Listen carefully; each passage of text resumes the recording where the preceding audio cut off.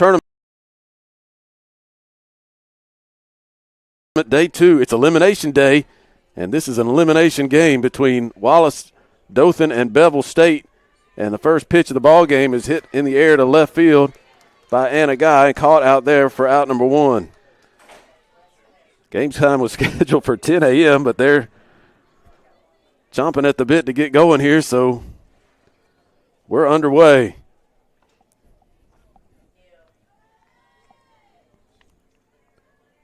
And I was still getting my ducks in a row lineup-wise, so bear with me as we get through this. Allie Keaton is the batter, the second baseman.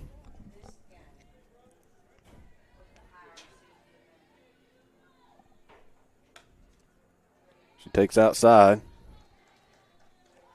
and it's a ball and a strike.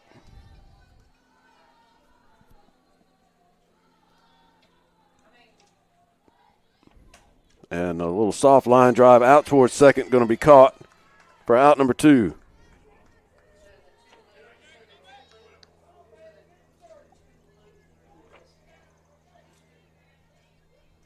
Bevill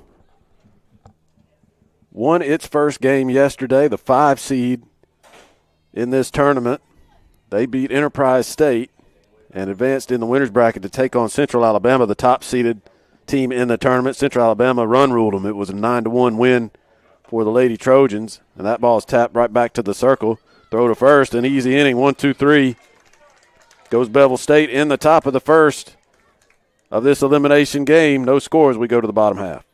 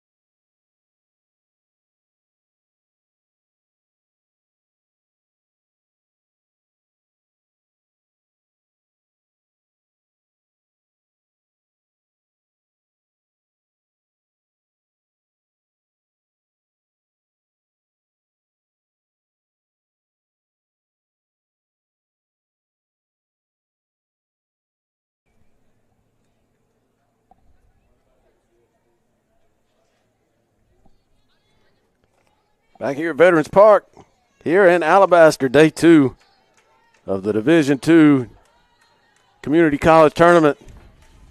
No scores. We're here in the bottom of the first inning.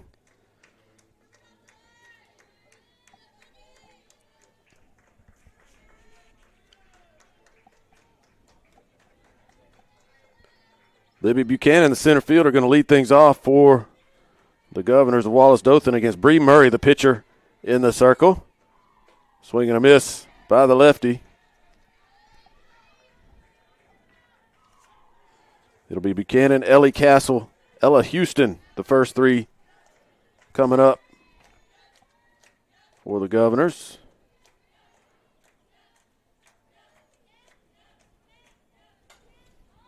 Pop down the line, left side, foul. For strike 2.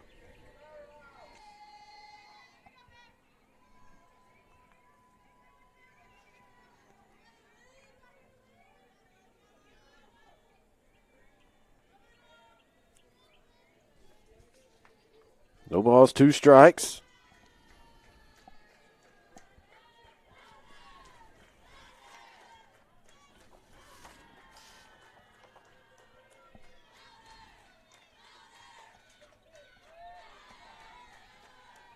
And that one missed outside, 1-2. So this is just the second game of the tournament for Dothan. They lost their first game yesterday in the opener against Marion Military. 2-0 was the score in that one. And that put them in this game against Bevill as the count is even now 2-2 to Buchanan. Dothan bats were quiet in that game against Marion Military. They were held to just 2 hits.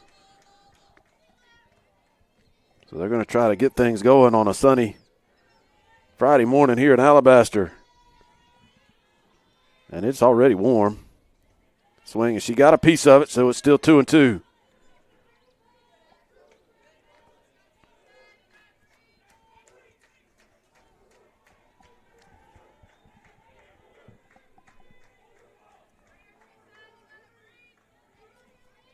Two balls, 2 strikes.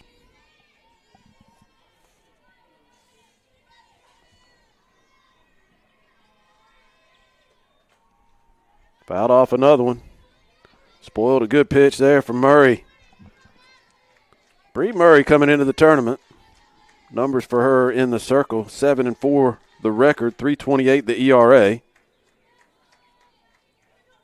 83 and a third innings pitched, 108 hits allowed, just 27 walks and 30 strikeouts. She's going to throw a lot of strikes, be in the zone, and pitch to contact. That one's fouled off again. Buchanan putting up a fight here with 2 strikes.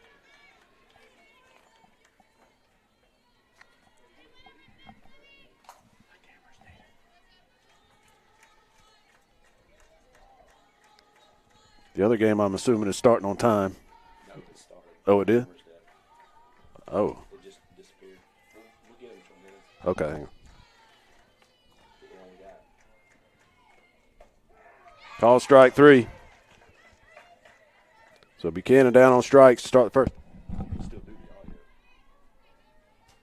What happened? Because were you having a hard time with the camera? I know you were checking it and everything. Well, the lens was closed. Lens was closed. But no, then now it was just black, and then it just now it's not even showing as a camera option. Okay, let me come over there. Bunt laid down, foul. Got some technical difficulties on the other broadcast, so I'm going to go over there for just a minute.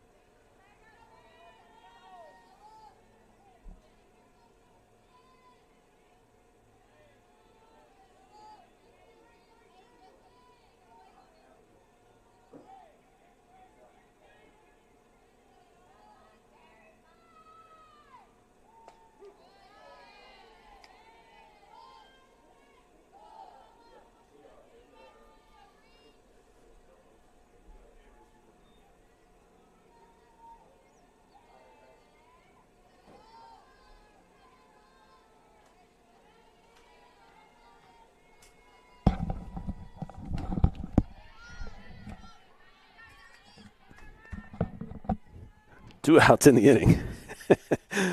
We're in better shape than we were yesterday, I'll tell you that,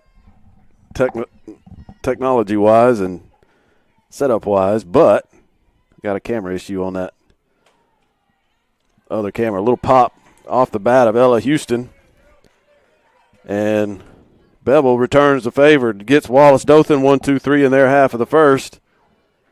So we will go to the second. No score in this elimination game.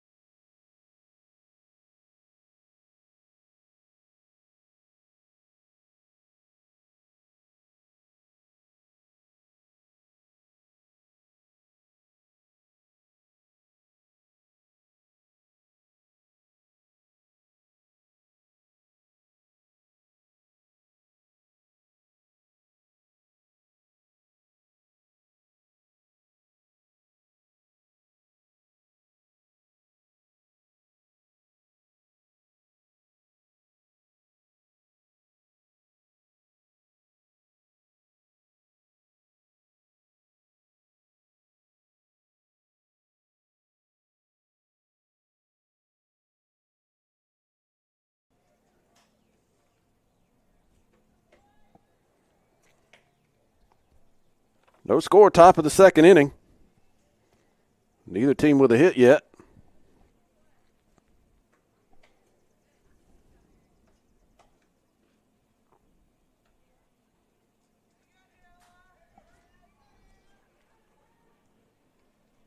So it'll be the 4, 5, 6 spots coming to the plate. Bree Murray, Morgan Dupree, Caitlin Chappell, the 3 due up.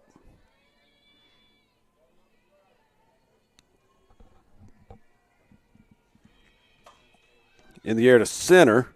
Buchanan is there. Didn't have to work very hard for that one.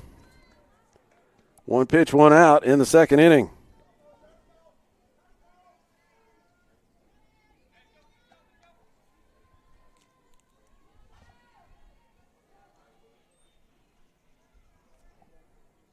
Now Dupree.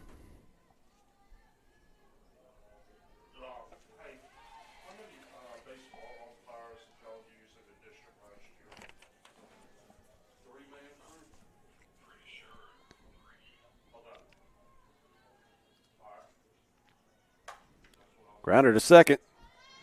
Routine for Rao.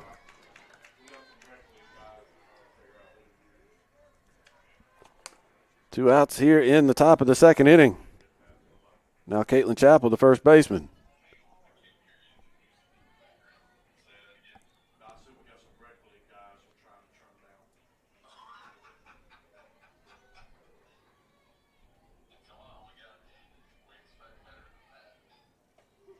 Takes a strike.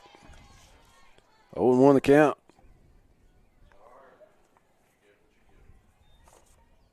Ella Houston in the circle for the Governors. She's retired the first 5 hitters she's faced, and she's in a 1-1 count against Caitlin Chappell. Houston making her 25th appearance of the season. She's 12-6 with a 2.91 ERA, 134 2/3 innings, 123 hits, 38 walks, 80 strikeouts, and that one's popped into shallow left and caught by the shortstop for out number 3. So 6 up, 6 down for Bevill State against Ella Houston. And we'll go to the bottom of the second, no score.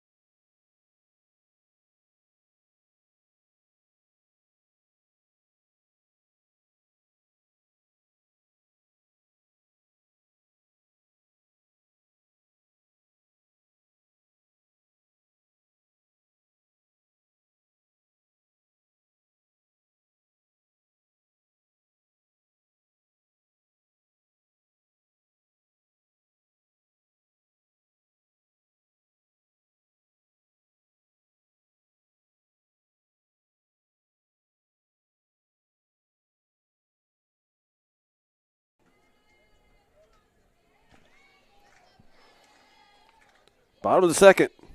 Still looking for the first base runner of the ball game. 4, 5, 6 spots in the order. First time through against Bree Murray. Ella Brooke Bearfield, the DP for the Governors, takes a pitch high, and it's 1-0. Bearfield, Curry, and Hanks, the 3 due up here in the second inning.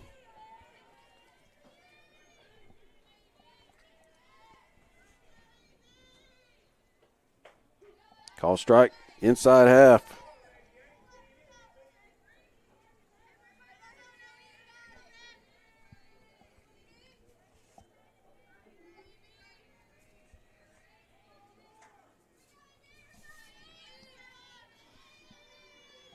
The 1-1 pitch. There's a base hit into center field. Good swing. She waited back on that off-speed pitch. And Bearfield is aboard to start the second. Now Aaron Curry, the catcher.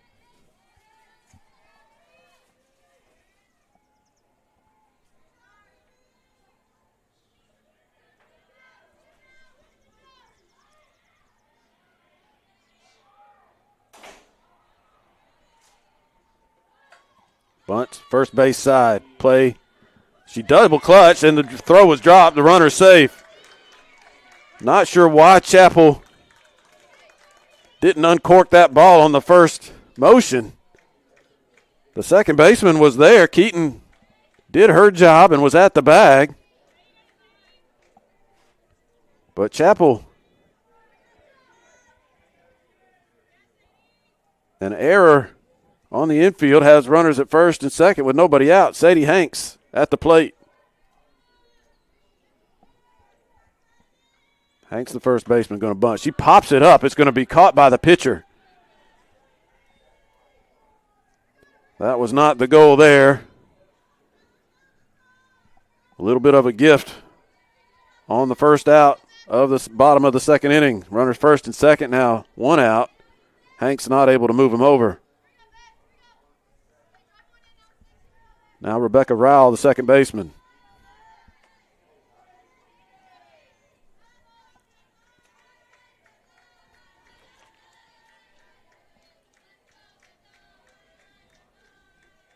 She takes low for ball one. So 3 teams will be eliminated in the games today. We got games in this 10 a.m. slot, which started early. If you're just joining us here at 10 a.m., we're already in the bottom of the second inning. They started about 20 minutes early. The next game time slot is 12:30. That pitch is high. 2-0.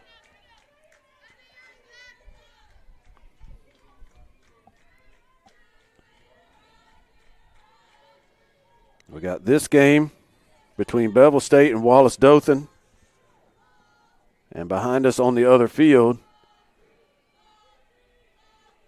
Marion Military and Enterprise playing an elimination game over there.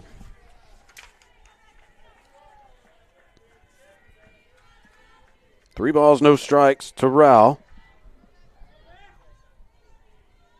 As the Govs, they were shut out in that first game, looking for their first run of the tournament. There's a called strike. It's 3-1.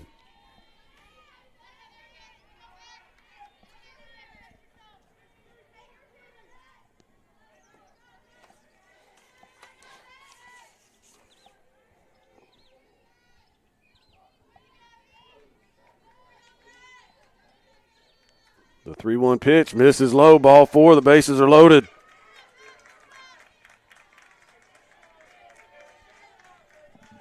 A sure enough threat from the Govs. Bases loaded, one out. And the left fielder, Avery Laird, at the plate.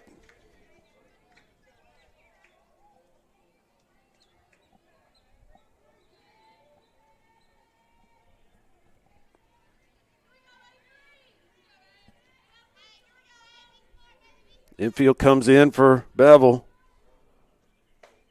And a strike right through there to Laird.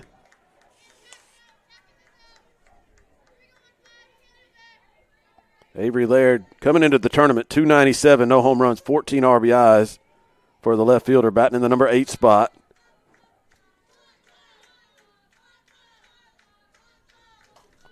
She pokes one just out of the reach, foul of Bailey Webb. She almost made an outstanding play. That would have been a huge out, but not quite able to get it. And the at-bat continues for Laird in an 0-2 count.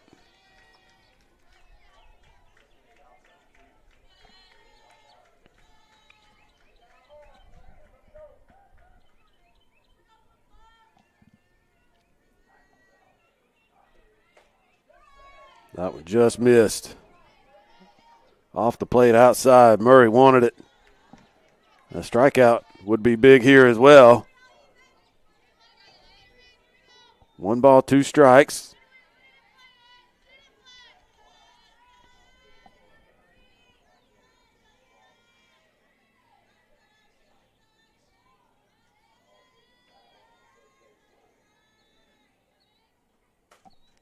Shoots one foul. Left side again, still 1-2.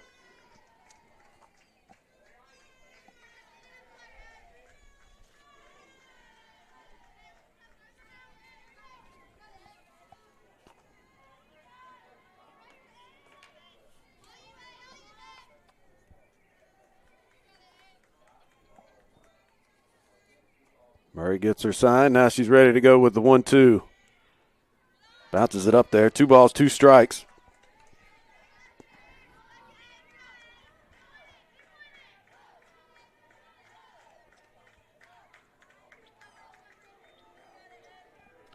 During the regular season, Wallace Dothan won 3 out of 4 games in their series against Bevill.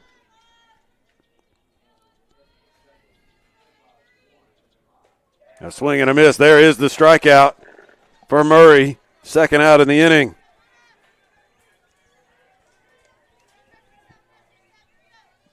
So if the Govs are going to get on the board, they'll have to do it with 2 outs and the number 9 hitter at the plate, Lana Carpenter.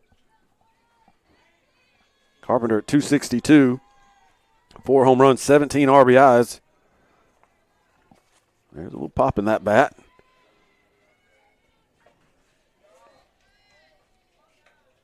Check swing. They say she did not go around. I thought it might have hit the bat. A little foul tip sound possibly there, but it did not. It's ball 1.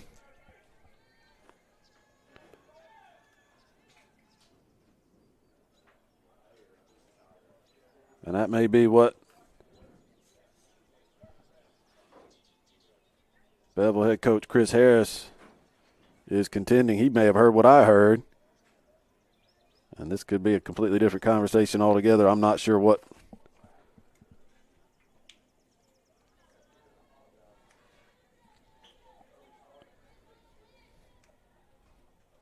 The only thing I could think of is he thought that was a foul tip and should have been a strike, or maybe they missed the call on the check swing. But it's ball 1, 1-0. Bases loaded, 2 outs, and a foul back to the screen to even the count.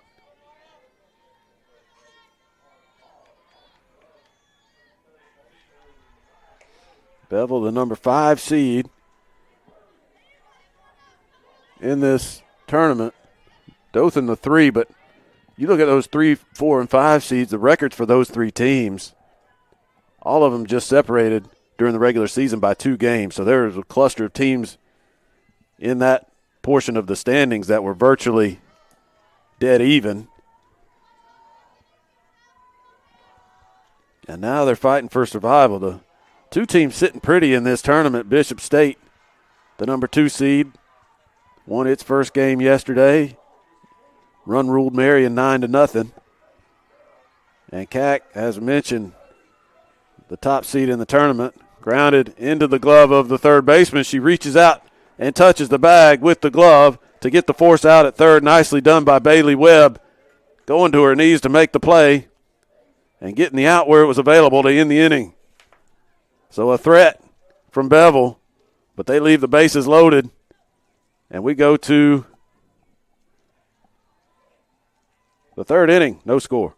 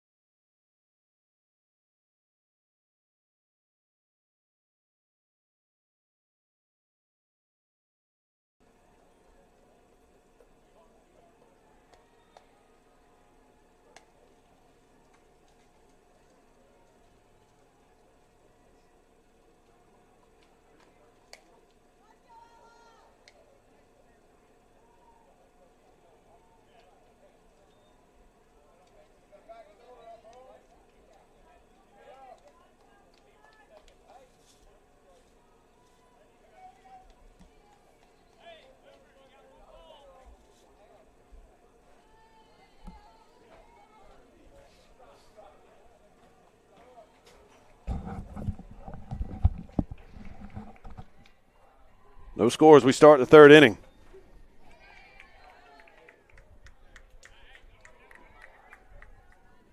Catcher Boomer Hughley.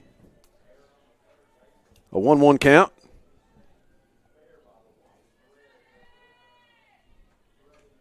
Foul back. Chase the high one.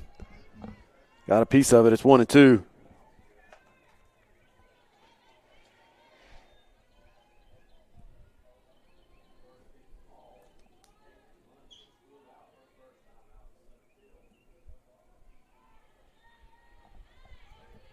Takes one low to even the count. 2 balls, 2 strikes.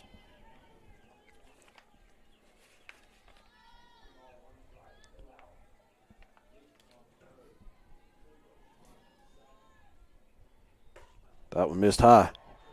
3-2. Hughley coming into the tournament, 354 the average, 8 home runs, 36 RBIs. She did play in the game yesterday against CAC. Had 2 plate appearances, was walked and hit by a pitch, and she draws another walk here. So that's the first base runner for the Bears.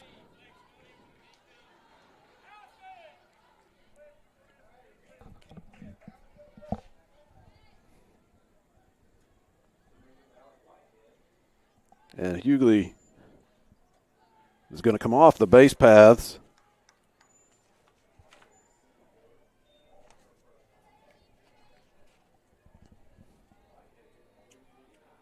Allison Bates going to run for her. Bates in as the flex. Bates is playing behind the plate and is the flex player. Hughley is the DP, so they're flipping them, taking advantage of those positions.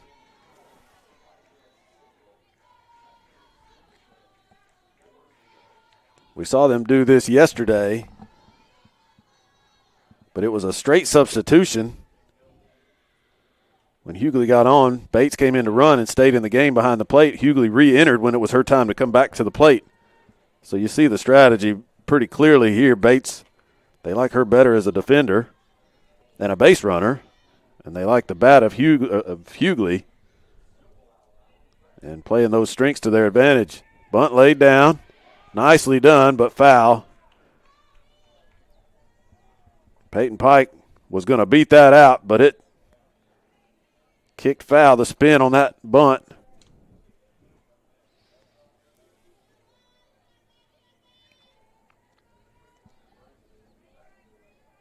Pike, the shortstop.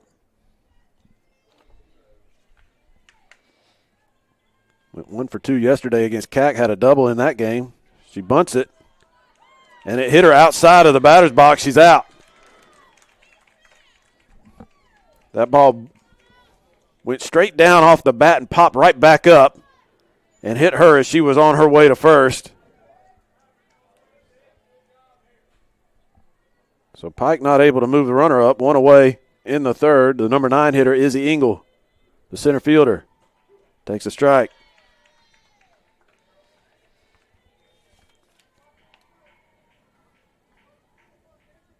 Engel had a base hit in 2 trips in the game yesterday.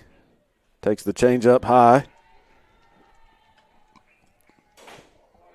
1-1. Engel came into the tournament hitting .409. No home runs, 8 RBIs. Her job is to get on base and run them. Doing that double leadoff with her in the number 9 spot. You got her and Guy.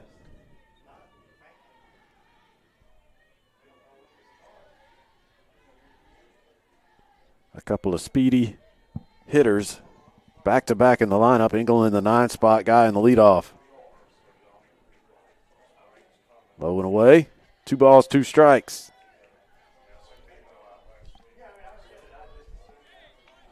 Here at Veterans Park in Alabaster, second day of the tournament. On these newly renovated fields, all turf. Engel swings and misses and strikes out for out number 2. All turf.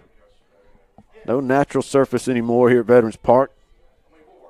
The second year they've had these renovated fields. So 2 outs and a runner at first. Runner goes. A throw to second actually hits the runner. So she steals it.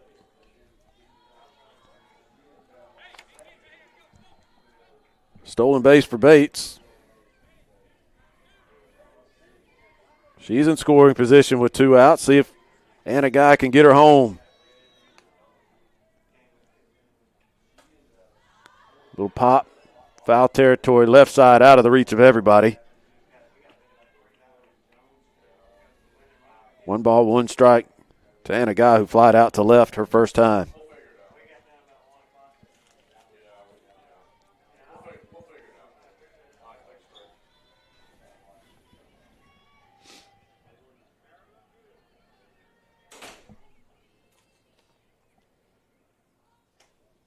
Pitch misses outside.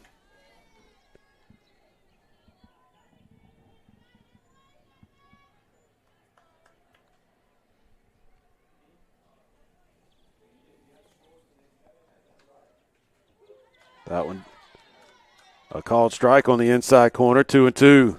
Borderline pitch. Houston got the call.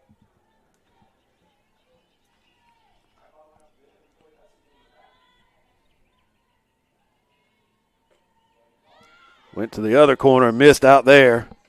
She's working both sides of the plate. Trying to keep Guy guessing.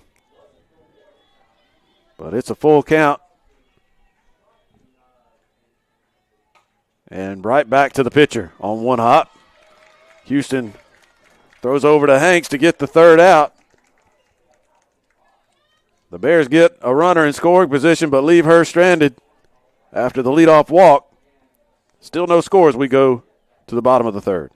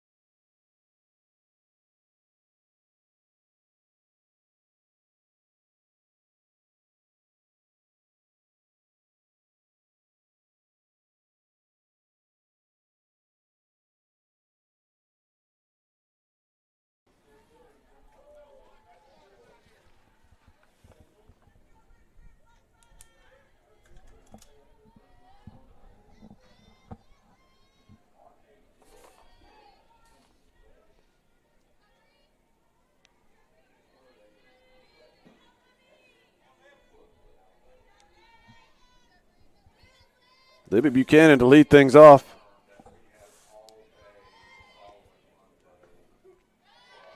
Takes a strike. What did Carpenter do in the inning? The number 9 hitter. She rolled out. No, for Dothan.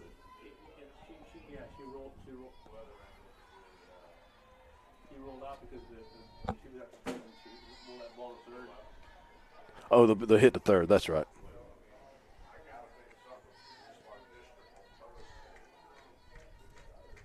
I didn't write down the last out of the previous inning.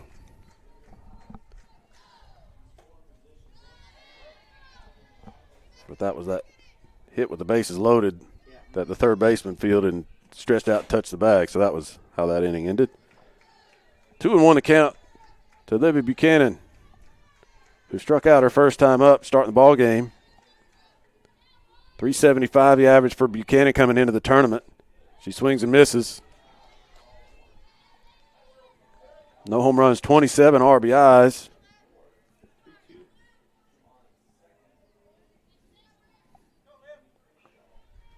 Two balls, 2 strikes.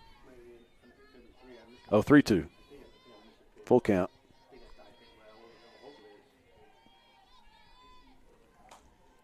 Grounded slowly to short, quickly across.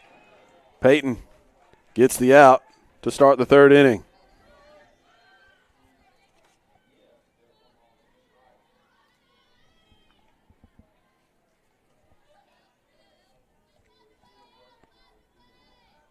Now the shortstop, Ellie Castle, who grounded back to the pitcher her first time.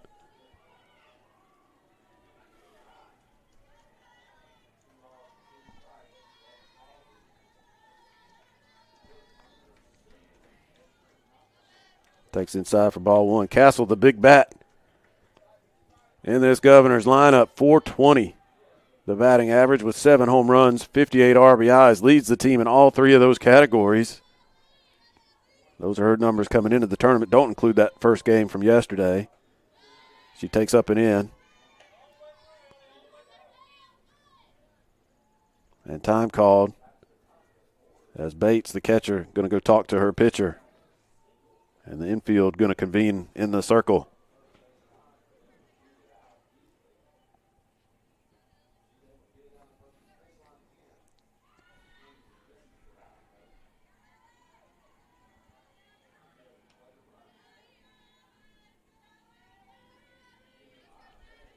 Everybody ready to go now. 2 balls, no strikes to Castle. Governor's loaded the bases in the second, couldn't get a run across. Murray was able to get out of that pickle that she was in. She's falling behind Castle 3-0.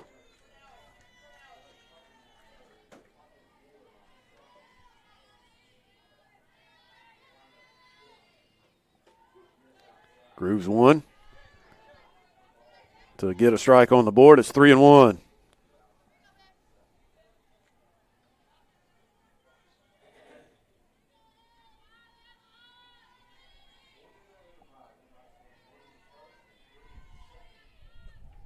Popped up, foul, out of play.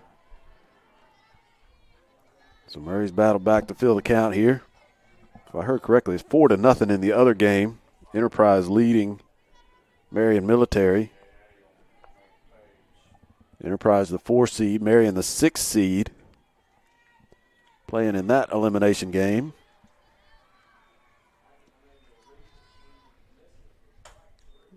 Pretty well hit into center, but now coming in is Engel. She misread it.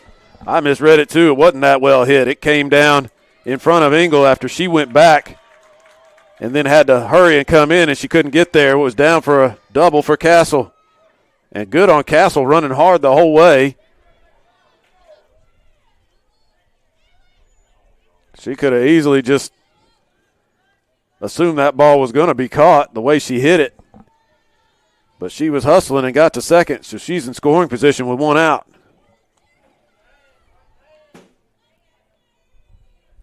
Those are tough as an outfielder when that ball is hit straight at you like it was to Engel in that situation. It's tough to get a read on how well it's hit and how deep it's going to go. And Engel was fooled a little bit. So Houston, the pitcher, a chance to help her situation. She might do it, a little flare into right, but that's going to be caught. The runner did not tag, wisely so, as a strong throw came into third. Thought for a moment that ball might get down, but Guy had her positioned well out in right field and was there to make the catch. 2 outs in the inning now. Runner still at second. And Bearfield, the DP, 333 the average, no homers, 18 RBIs for Bearfield coming into the tournament. Takes low.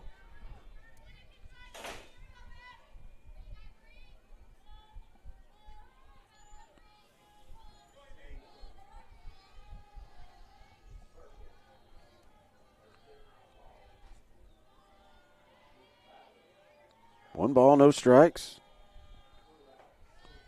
High, ball 2.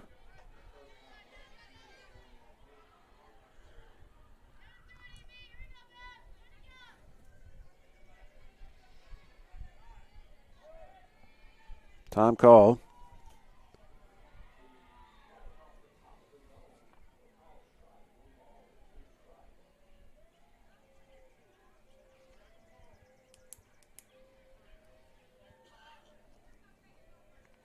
Peyton Pike, the shortstop, had a word for Bree Murray.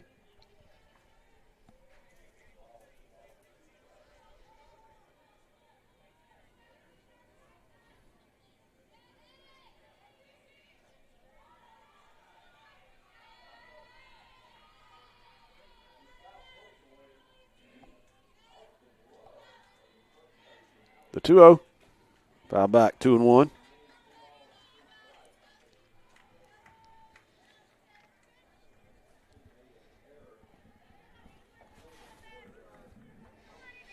A sunny and muggy morning here in Alabaster.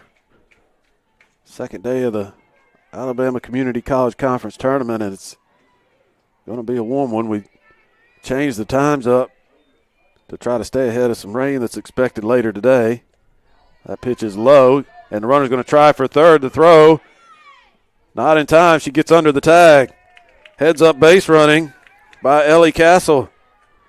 That ball did not get very far away from Bates.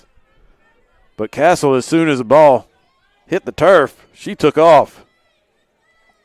So she's at third. And it's a 3-1 count.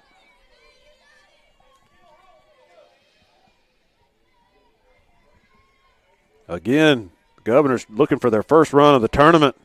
Can they get it here? Little pop into center. Engel read that one right and made the diving catch. Nice play defensively in center field and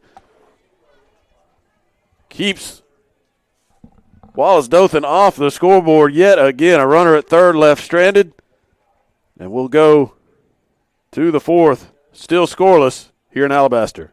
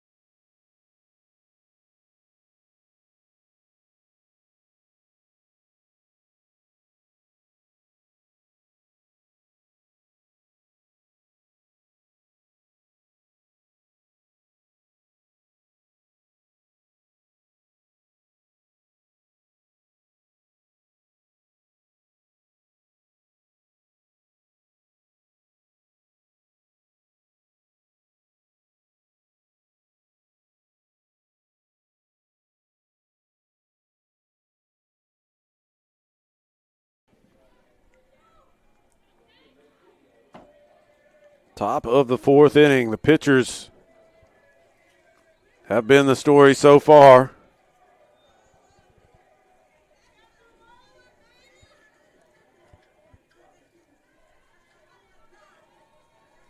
Ella Houston has not allowed a hit through the first 3 innings. And there you go, the old announcer jinx, base hit to right field. On the first pitch of the fourth, Allie Keaton is the second base runner. Houston had allowed one base runner prior to that on a walk, but that's the first base hit for the Bears. The 2, 3, 4 spots in the order, so Keaton gets it started. The number 3 hitter, Bailey Webb. The third baseman saw her make a good defensive play earlier. That one gets through the wickets to the backstop. And Keaton goes down to second. Curry not able to get the mitt down and block that one up.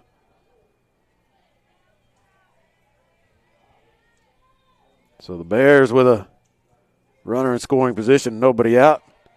Will pitch to hit there for Webb. She didn't get it. And it's 1-1. Webb grounded back to the pitcher her first time. And hits one in the air deep left.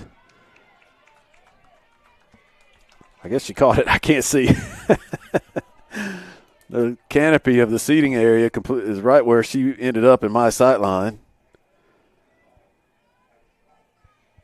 But the runner stays put at second after the fly to left. Webb is retired for out number 1.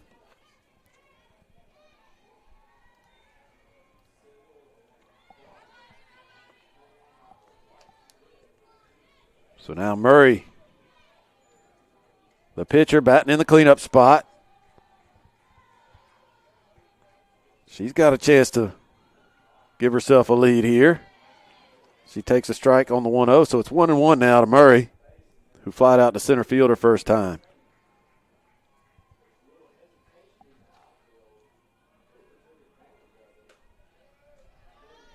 That one just missed. Up, maybe a little bit outside. 2-1.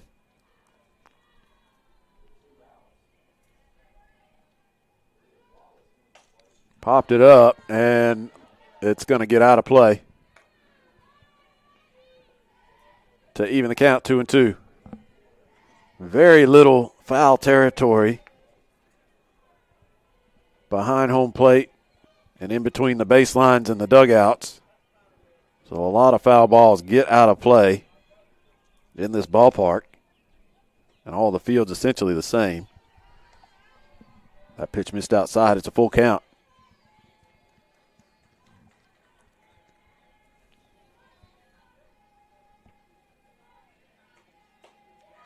And that one's high for ball 4. So first and second with one out. And the left fielder, Morgan Dupree, at the plate. She grounded out to second her first time up.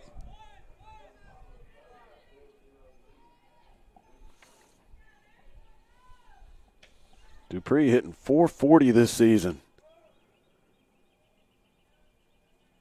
She has 6 home runs. She's driven in 31.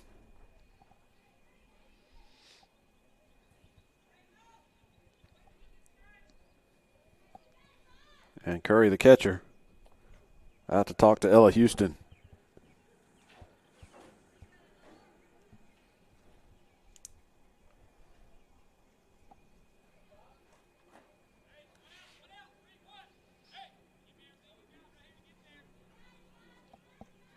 Runs have been hard to come by so far. Pitch is low to Dupree. Ball 1. Or ball 2, I should say. 2 balls, no strikes.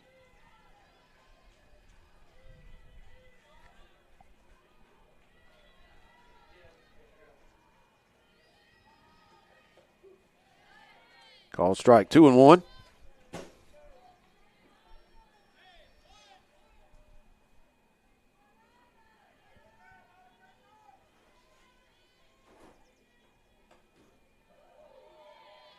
Just missed outside. 3 balls and a strike.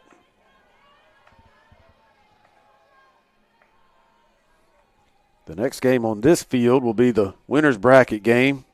The top 2 seeds. Fly ball to right, shallow for Carpenter. Coming in, makes the catch. The runner tags but stays put as a good throw comes in from the outfield. So Dupree is retired for out number 2.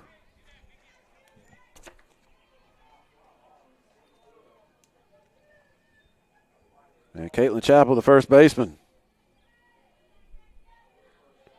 trying to break this scoreless tie. Runners first and second with 2 outs here in the 4th. Foul back, 0-1.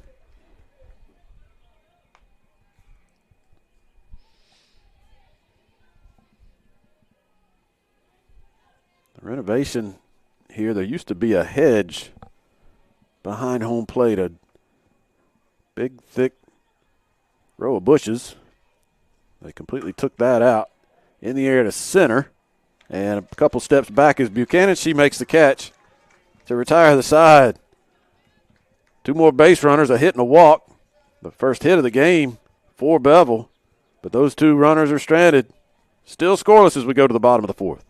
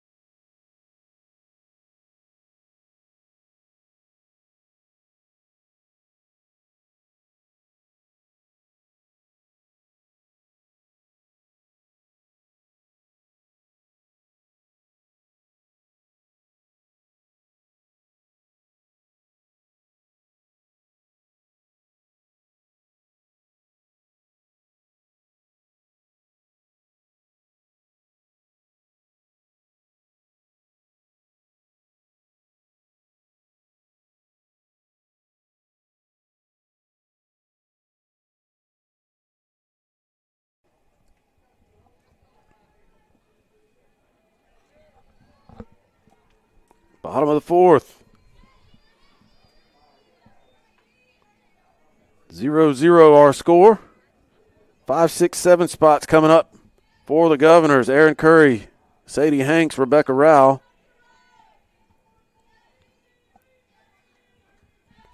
Curry 0 for 1, reached on an error. Her first time, takes a pitch inside for ball one.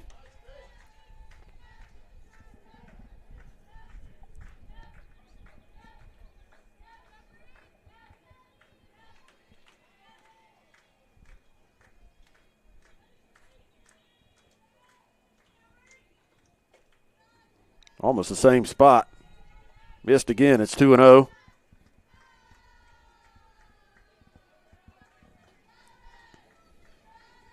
The Governors loaded the bases in the second with one out, but could not get a run home. That's been the biggest threat for either team. Sharply hit, diving catch, Bailey Webb. She has played her position very well in this ball game. A line drive off the bat of Aaron Curry. Snatched out of the air by Bailey Webb for out number one.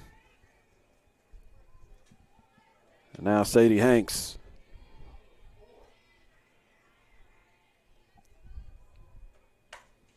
In the air, pretty deep center. Engel going back at the track, makes the catch.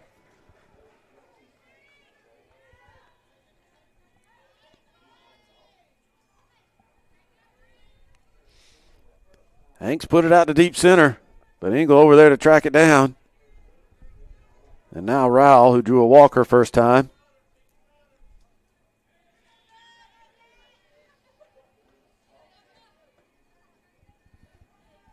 The winner of this game will turn around and play the winner of the other elimination game going on right now between Enterprise and Marion Military.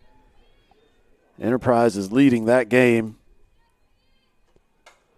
as of our last update. Fly ball to right. This is going to be an easy inning for Bree Murray and the Beville Bears. 1, 2, 3. Go the Governors in the fourth. The offenses have been scarce in this ball game. No scores. We go to the fifth.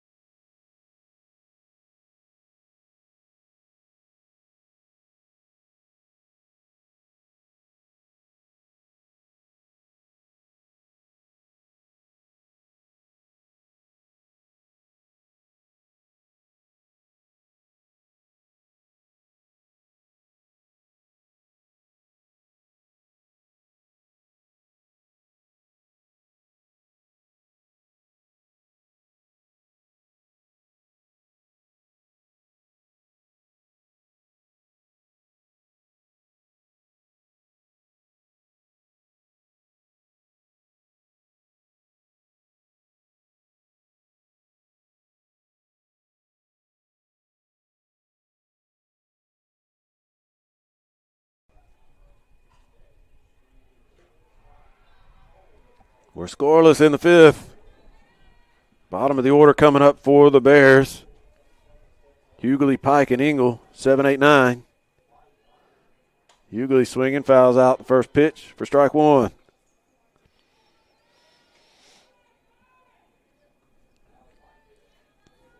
You see players from Bishop State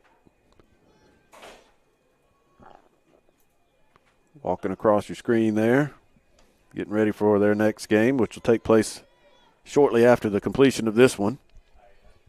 Bishop and Central Alabama, the top two seeds in the tournament, both won their first games in convincing fashion yesterday.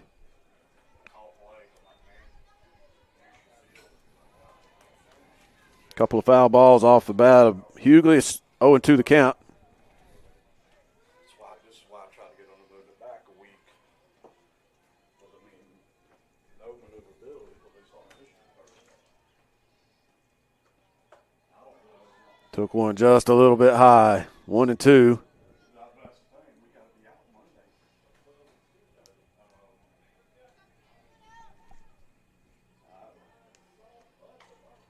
Another foul ball out of play. Still going to be 1-2. Hughley drew a walk her first time up.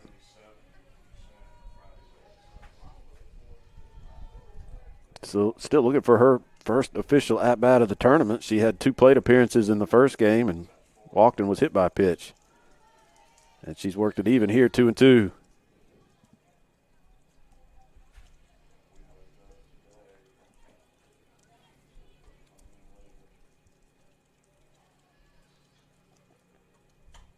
Another foul ball. Still 2 balls, 2 strikes.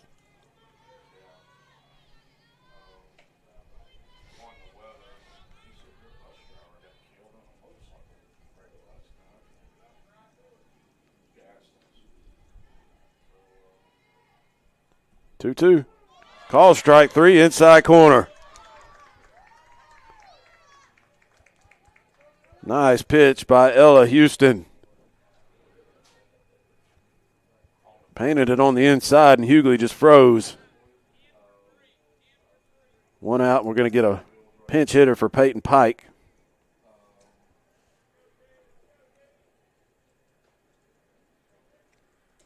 Haley Baker.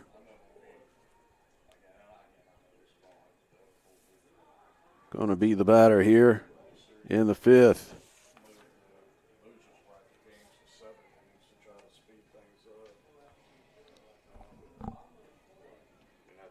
Baker comes in hitting .415, no homers, 5 RBIs. That's in 65 at-bats this season, so limited action for Baker, but good numbers when she's gotten the opportunity. Chopped to third, fielded cleanly by Mock, who makes the throw and gets the out. So Baker's time as a pinch hitter lasts 1 pitch, and she's retired. 2 outs here in the 5th.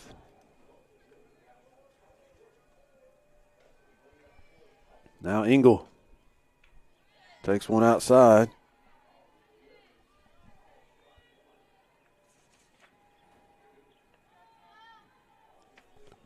Shaylee Mock as Engel slaps a base hit into left with 2 outs. Worth mentioning Shaylee Mock, she's in as the flex. So she's playing in the field, but not in the batting lineup. And she just made a good play. We get to call her name out.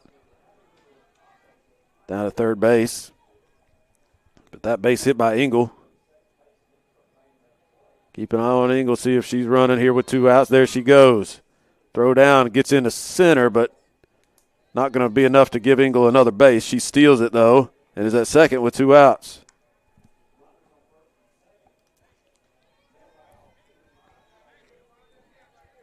Pitch to Anna Guy was a ball.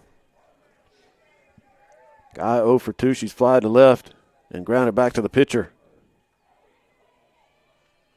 Trying to get a base hit to get a run home. There's Mock again. High throw, though, goes past the first baseman into right field, and a run will score. Shaylee Mock, it's so tough over there with those fast runners, those left-handed hitters.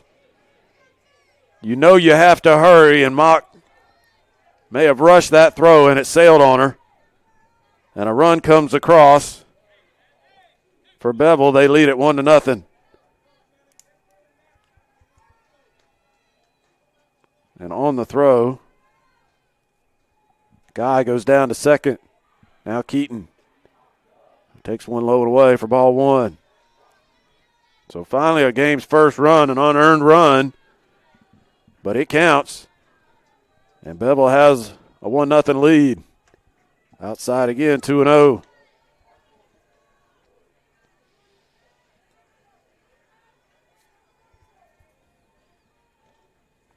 Both these teams just trying to survive and play another game today. Called strike is 2-1.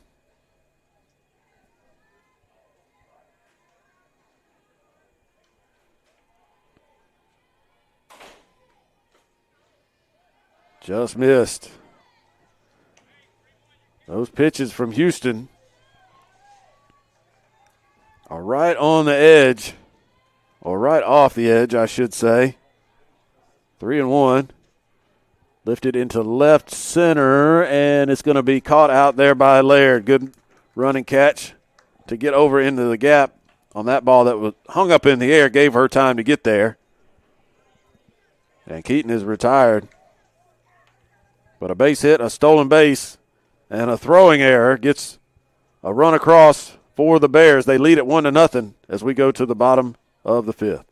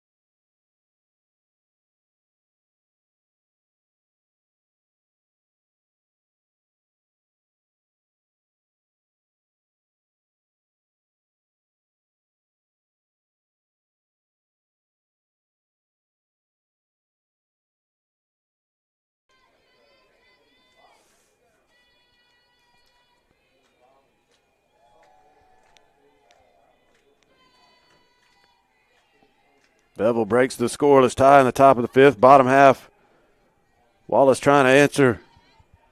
Bunt attempt goes foul. Laird.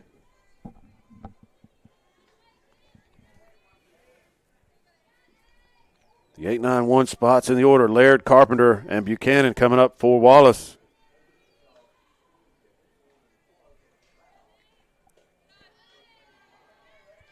Takes low to even the count, 1-1.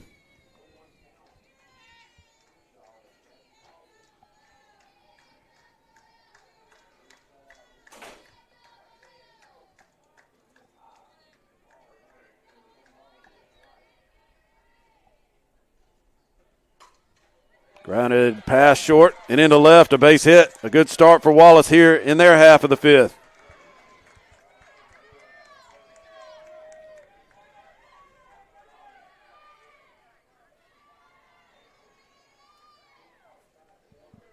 Third hit for the Governors against Bree Murray. Laird is aboard. Carpenter at the plate. Bears expecting bunt here.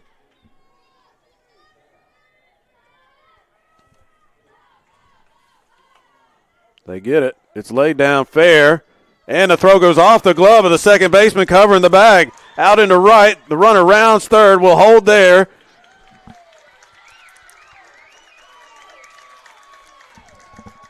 And an off-target throw on a bunt that stayed on the paint of the right-handed batter's box, but in fair territory. The catcher fielded. The second baseman was covering the bag as the first baseman charged to field the bunt. The throw went off the glove of Keaton.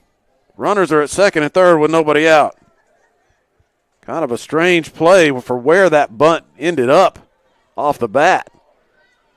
As I said, it was on the stripe of the right-handed batter's box, but in front of the plate. And the umpire rightly called it fair.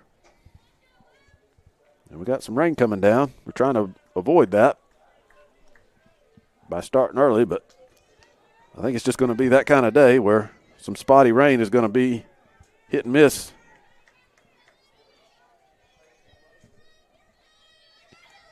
But second and third, nobody out.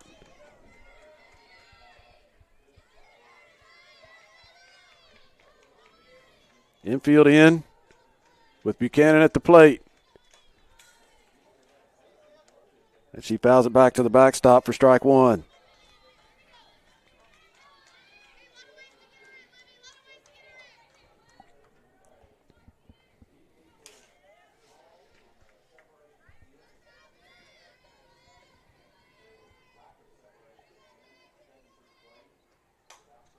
Grounded to short. Thought about coming home, but got the sure out, did Pike. And the run scores to tie it at 1 apiece. An RBI ground out for Buchanan. Plates the first run of the game and of the tournament for Dothan. 1 out in the inning. Carpenter moves up to third on the play.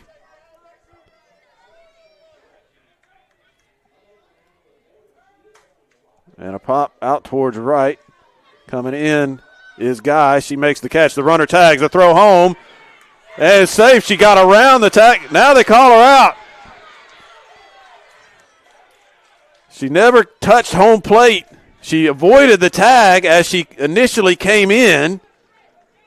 That was the initial safe call, but the tag was applied before she actually touched home plate. And now the home plate umpire going to talk it over with the field umpire out at third. The call is out at home, and it's an ending double play if it stands.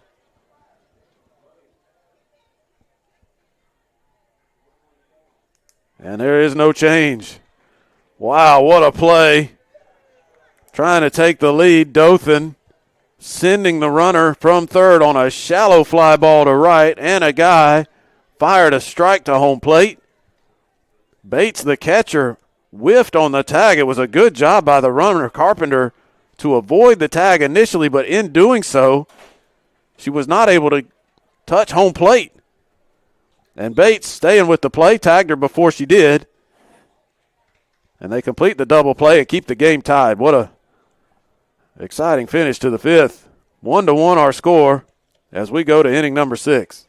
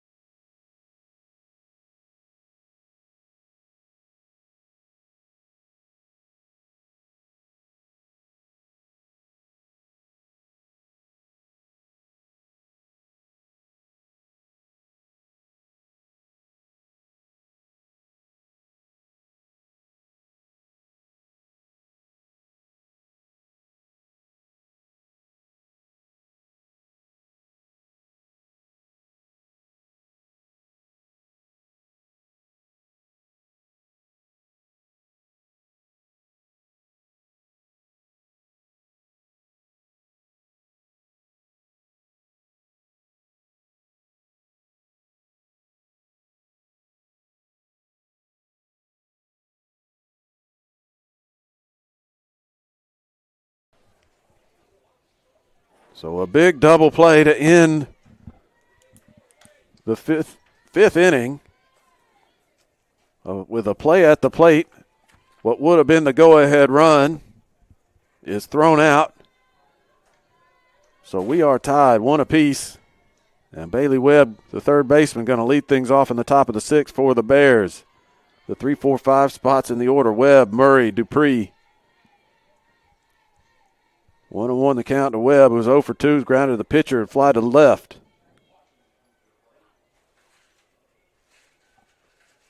A swing and a miss. 1 ball, 2 strikes.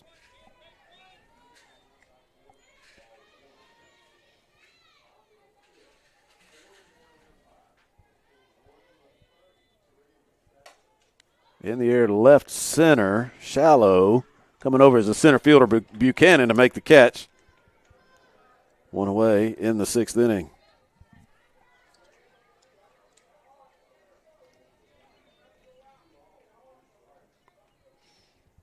And with all the flurry of action at home plate on that last play, worth mentioning the throw of Anna Guy from right field that got it started.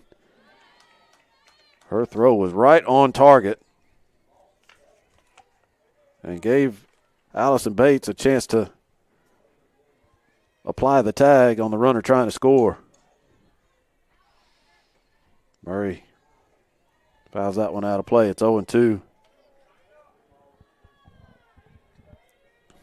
Bree Murray, one that can put her team ahead with one swing of the bat. She's got 21 home runs this season. Came into the tournament hitting .478. That one goes straight up. And straight back and out of play. Still 0-2.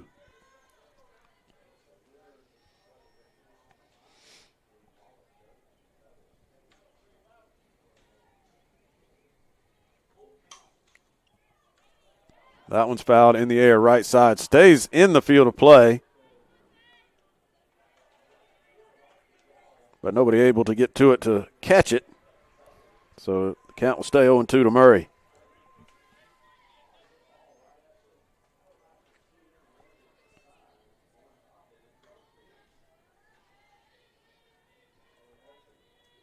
Another 0-2.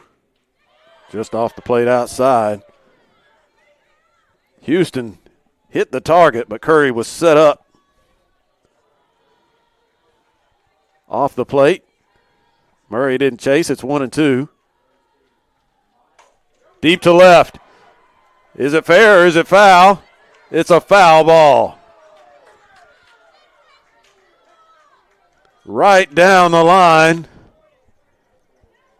Coach Chris Harris standing there in the third base coach's box. Was ready to celebrate, talking it over with the umpire. That is such a tough call because the ball was hit so well it went over the foul pole. So the umpire sort of has to judge when it crosses where the foul pole extended would have been. And Murray one-hops one out to short. A low throw, but good play on the receiving end by Hanks to get the out. So almost a mammoth home run by Murray, but that one went foul. And she's retired on the ground out to short, 2 away.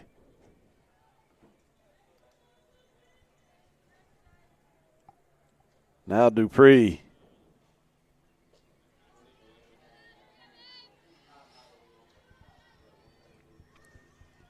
Dupree 0 for 2. She's grounded out, fly to right.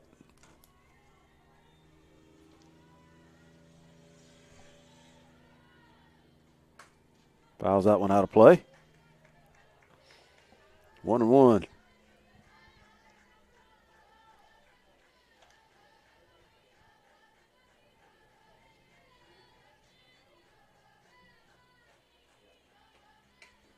Up and away, 2 balls and a strike.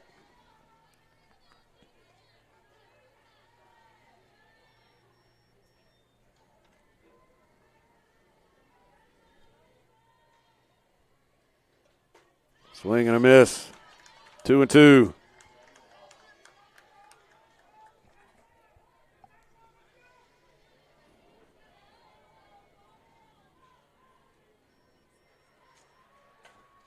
Fouled that one back.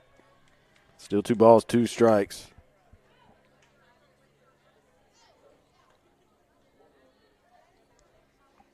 These teams fighting tooth and nail to try to keep their season alive.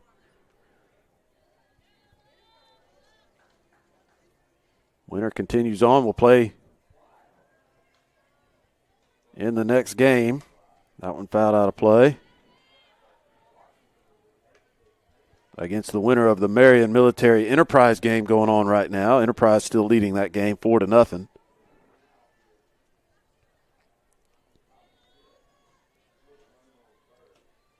By the end of play today, 3 teams will be gone from this tournament, and 3 will remain.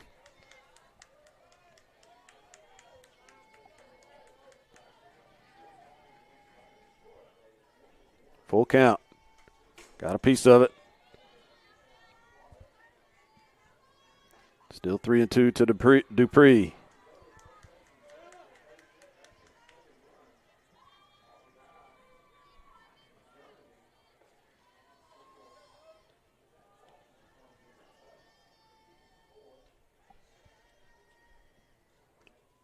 Got her.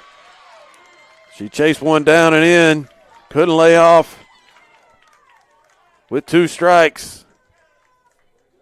And Houston, with the strikeout to end the inning, gets them 1-2-3 in the 6th. Tie game as we go to the bottom half.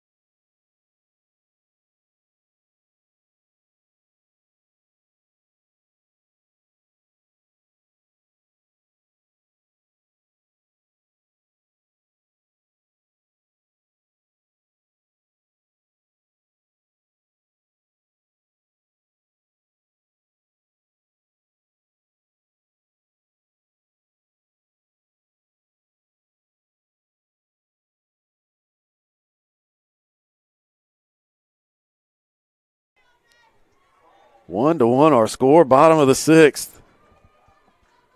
Dothan with the 6, 7, 8 spots.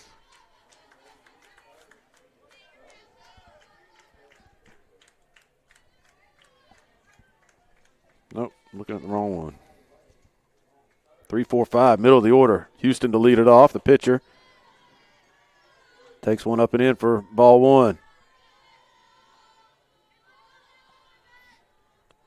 Houston, Bearfield, and Curry, the 3 due up.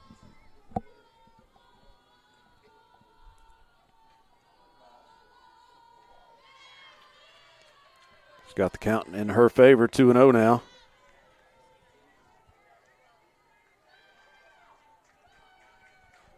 Houston 0 for 2. She's lined to second, fly to right. Going the opposite way. In her previous 2 at-bats. The 2-0. Just missed a little low. 3 balls, no strikes.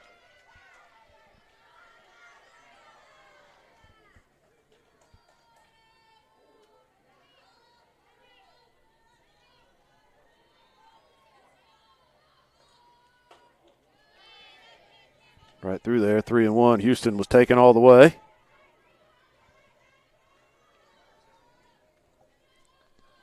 Tip of the cap to both of the pitchers in this ball game.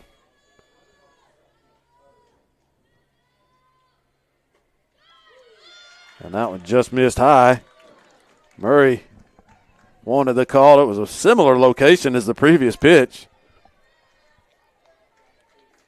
But it's a leadoff walk for Houston. And she will not run the bases.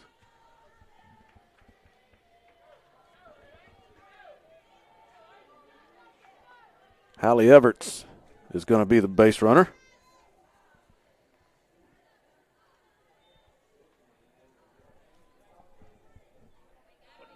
Three. Yeah. Oh. There you go.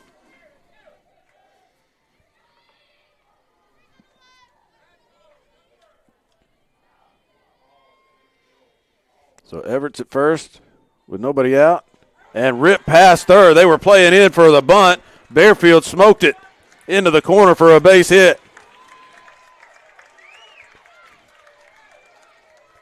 Bailey Webb was halfway between third and home plate expecting bunt. Bearfield did not oblige.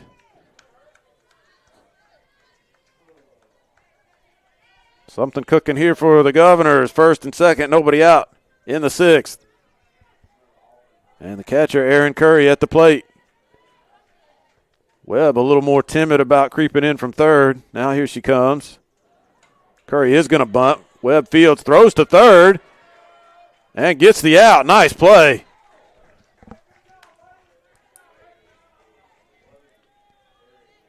So the sacrifice attempt is unsuccessful. Curry reaches on the fielder's choice. Everts is retired on the base paths. The third baseman, Curry, to Pike, the shortstop, covering the bag. 1 out in the inning. Runner still at first and second.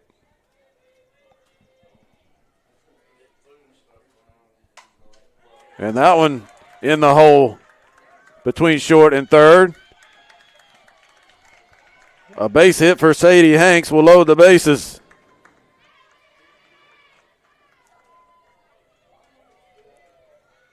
A chance to push ahead here for Dothan.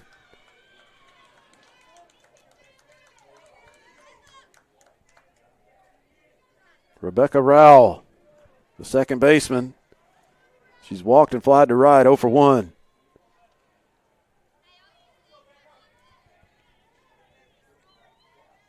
Bases loaded, 1 out.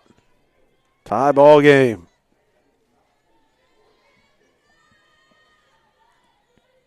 Murray's already gotten out of 1 bases loaded, 1 out situation. A pop fly at the plate, caught by Bates. A big second out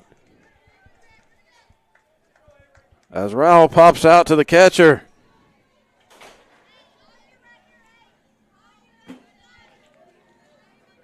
Dothan had the bases loaded, 1 out in the second, did not score. They had the bases loaded with 1 out here in the sixth, and now there's 2 outs without a run coming across yet, but Laird trying to change that here. Takes a strike on the corner, 0-1. Avery Laird, 1 for 2, had a base hit in the fifth and scored the only run for Dothan in the ball game.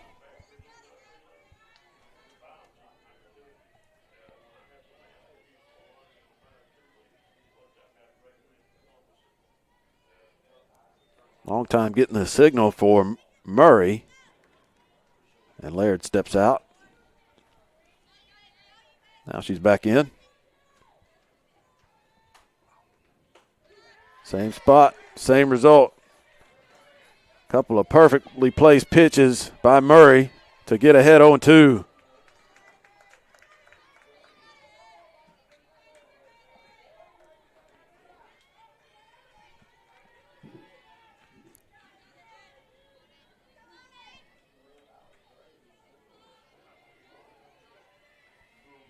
The 0-2, she got a piece of it, fouled it back.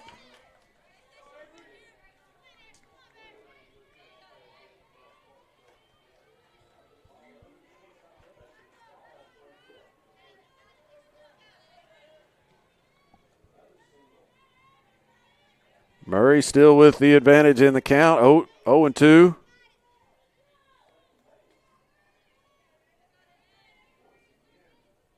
Laird trying to come up with a 2-out hit. And she struck her out. Murray shows the emotion and again able to get out of a bases-loaded 1-out jam and keep the Governors off the scoreboard. And more importantly, keep the game tied as we go to the 7th.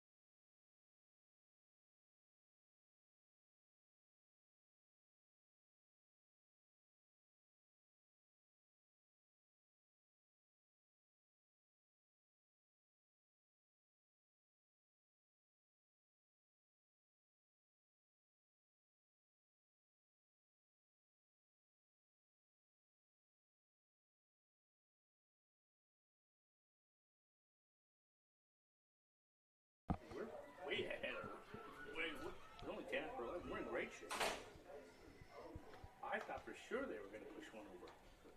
Oh, well. Tie game, top of the 7th.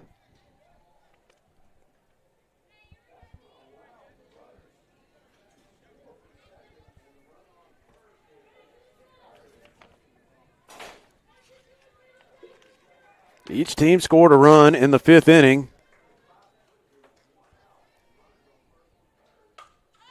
Bevill leading off the 7th. Chappell, a pop fly on the infield. Rowell, the second baseman, gets over there to put it away. Chappell's 0 for 3. It's the 6, 7, 8 spots in the order for the Bears.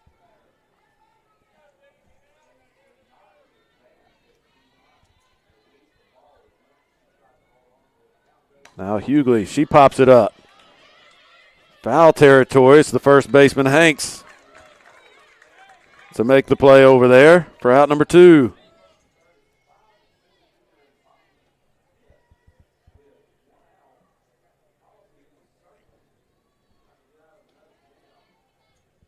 So who is coming to the plate? It's going to be Pike. Peyton Pike did not bat in her turn in the order the last time around. Haley Baker pinch hit for her, but Pike re-entered and has continued to play the field. So she comes back up. And her only at bat, she had that bunt attempt that hit her as she was on her way out of the batter's box. And a close play at first. She's out. Nice job by the shortstop, Castle, to get just enough on the throw and get it over quickly enough to retire the speedy Peyton Pike. So 1-2-3 go the Bears in the 7th. Still tied. The Govs looking to walk it off in the bottom half.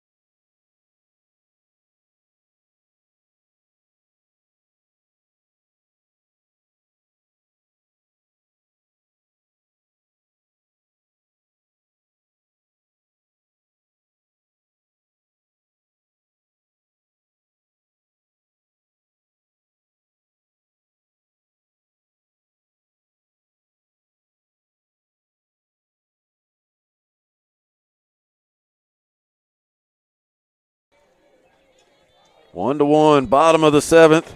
9-1-2 spots coming up for Wallace Dothan, trying to walk it off and advance in this tournament and eliminate Beville in the process. Bree Murray trying to spoil those plans. Pitch is a ball to Lana Carpenter, leading things off.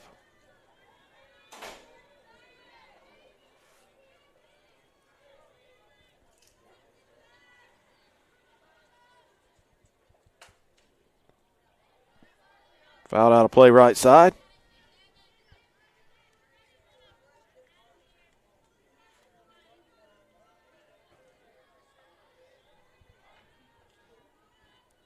Beg your pardon, the first pitch was a strike. It's 0-2.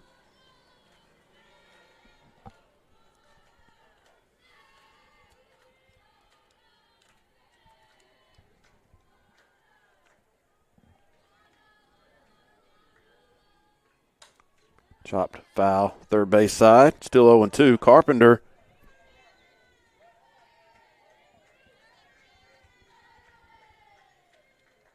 Oh for 2. She's grounded into a fielder's choice and reached on an error.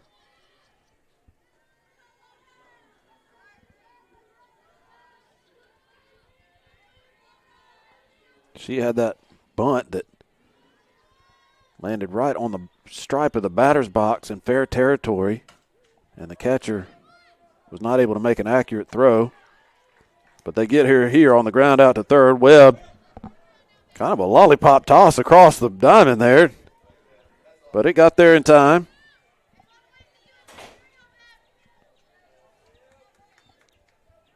One out in the 7th. Now Libby Buchanan.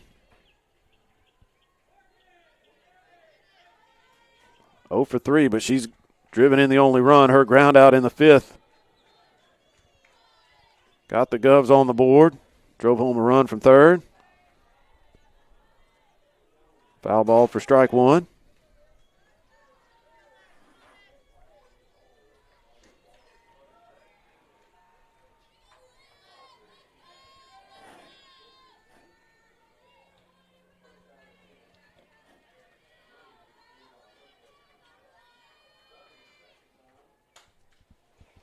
In the air, fouling out of play left side, 0-2.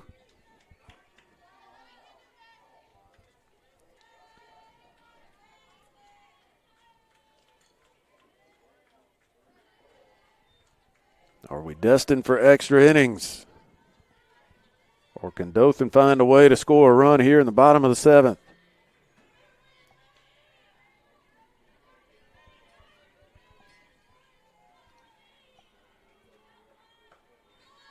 Up and away. 1 ball, 2 strikes.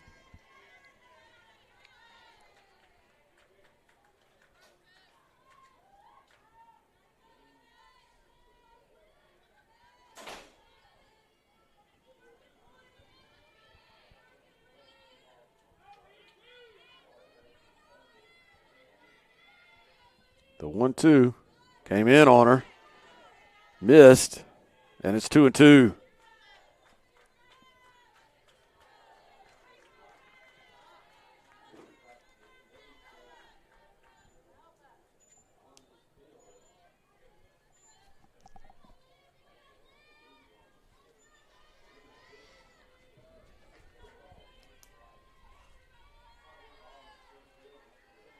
Murray ready to go with the 2-2 pitch. Here it is. Foul back, still 2-2.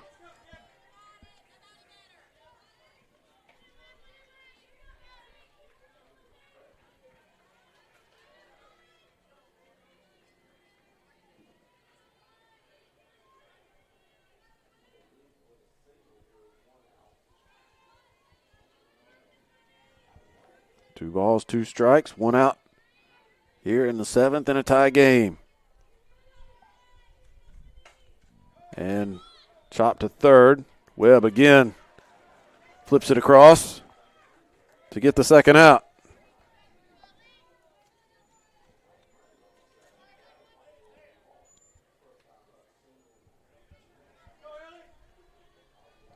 Now Ellie Castle, the shortstop.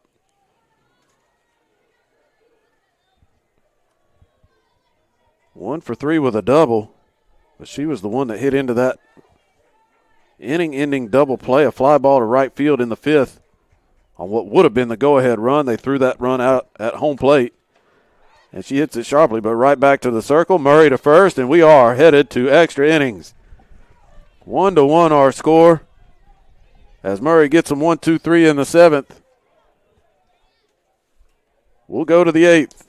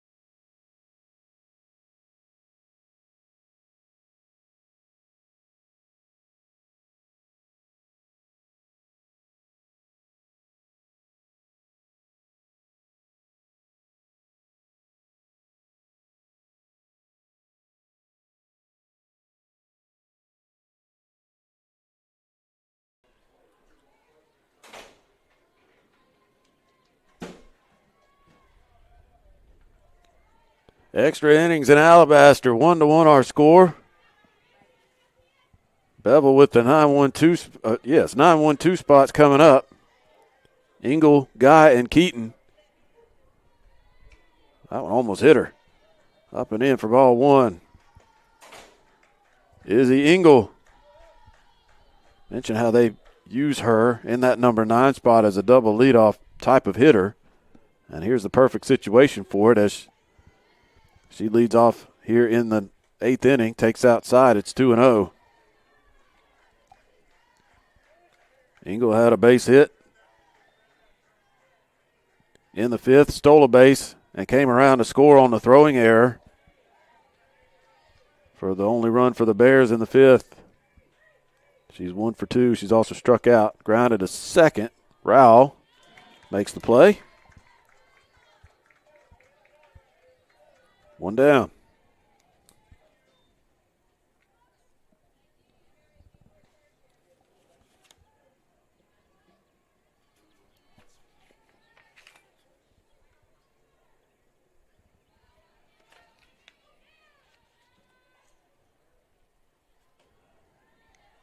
Now Guy who takes the ball outside. 0 for 3, but that her last time was that hit towards third, and that one is over third into left for a base hit. So a good base runner on board with one out. Guy has her first hit.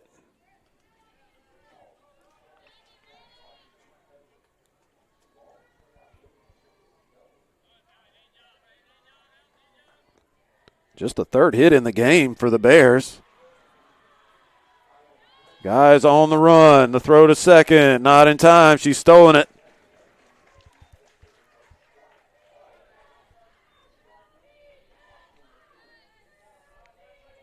Pitch was a ball.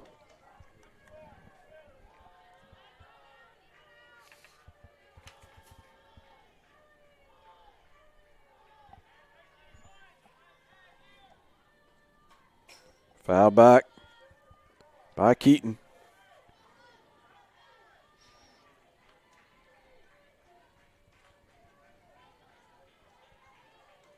That evens the count. 1 ball, 1 strike.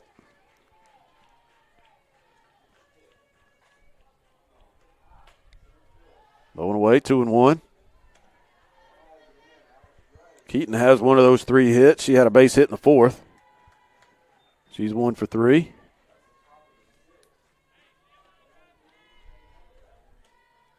Takes low and away.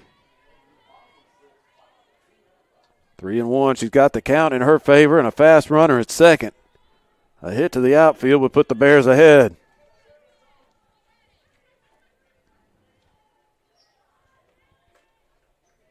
Ball 4.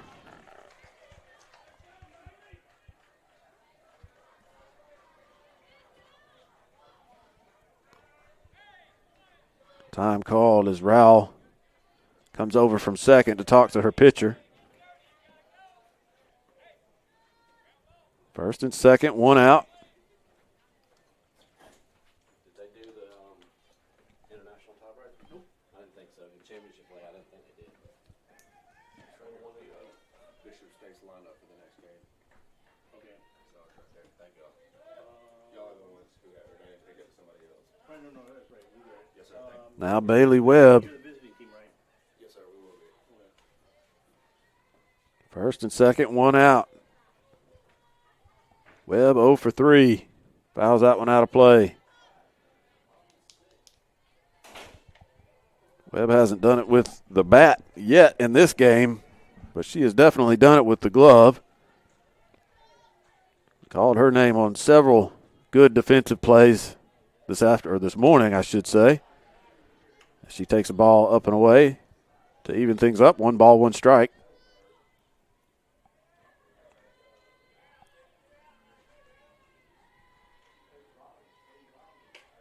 That one's off the plate outside, 2-1.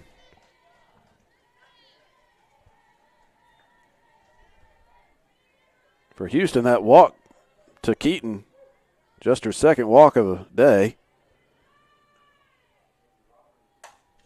Hard hit to short, the flip to third in time to get the force. Nice play by Castle.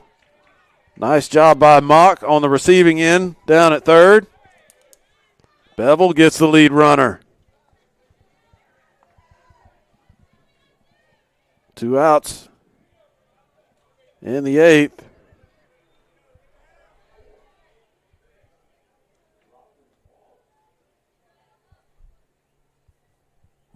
Keaton down to second. And that one's 2-hopper to third. Mock fields it and goes and steps on third base to retire the side. So Bree Murray is retired. 2 base runners for the Bears, but they leave them out there. And we go to the bottom of the 8th, still tied.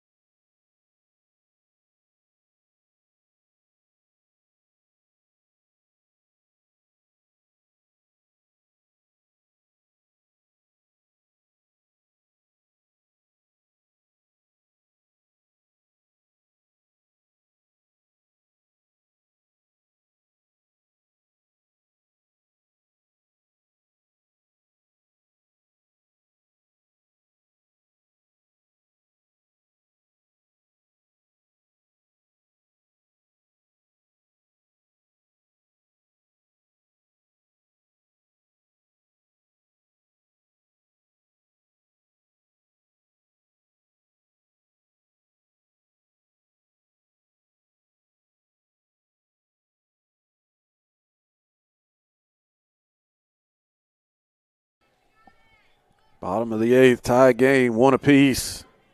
3, 4, 5 spots coming up for the Governors. Houston, Bearfield, and Curry.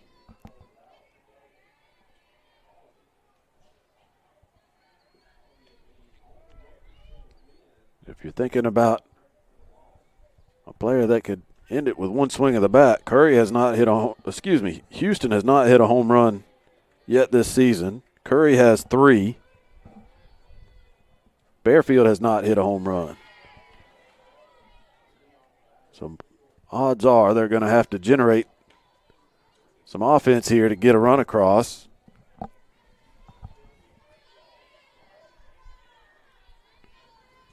Houston 0 for 2 with a walk in this one. In the air to center. Engel is there. 1 out in the bottom of the 8th.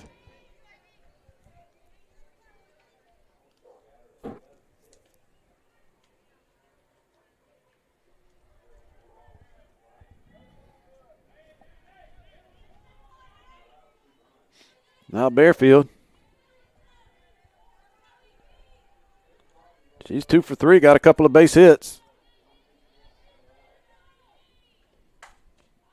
Hits one pretty deep to center. Engel going back, though, gets to it. Shy of the track.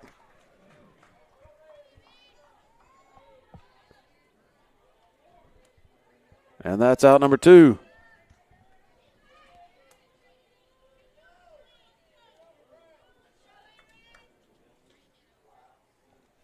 This game started about 20 minutes early. We were scheduled for a 10 a.m. start, and they were out there ready to go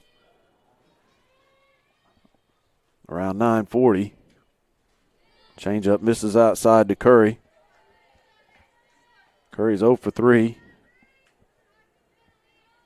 She's been on base twice. She's reached on an error and a fielder's choice, but no hits yet. And she's got the count in her favor, 2-0.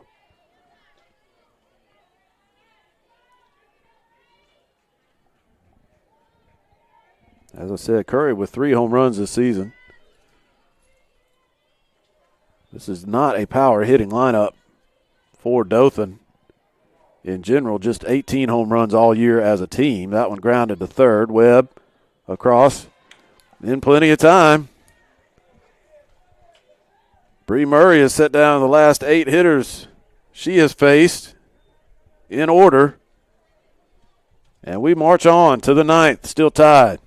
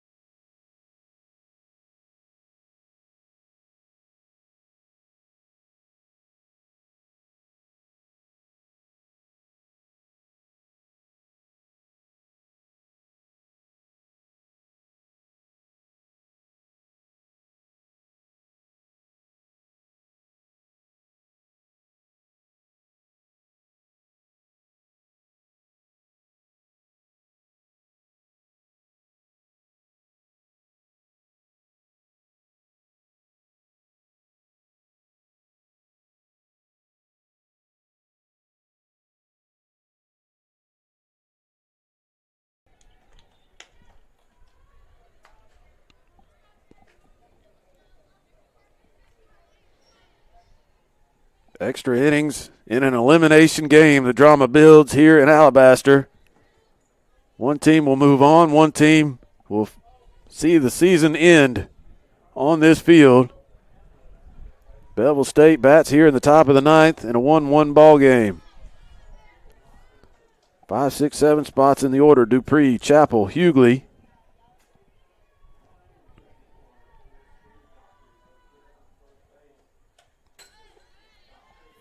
Foul back on the 1-0. It's 1-1 now. To Morgan Dupree, 0 for 3. A ground out, a fly out, a strikeout. Dupree has 6 home runs this year.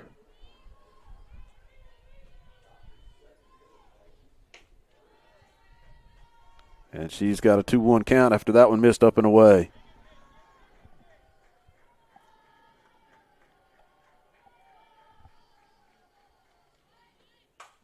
That one's hard hit.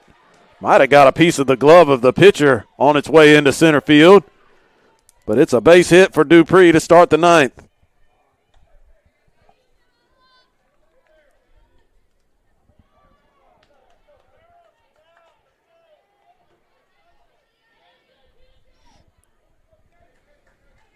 Now Chappell. Might be seeing her bunt. Dupree not much of a threat to steal. 5 out of 8 in that department. Chappell does show bunt and pokes it foul for strike one.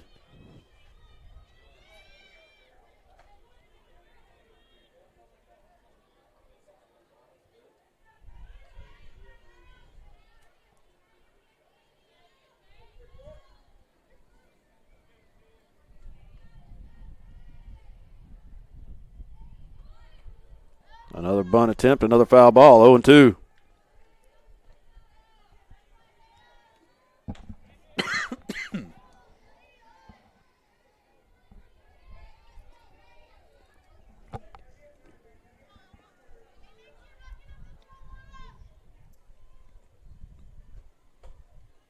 That one just missed.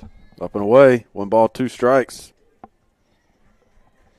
Chappell looking for her first hit. She's flied to center and popped out on the infield twice.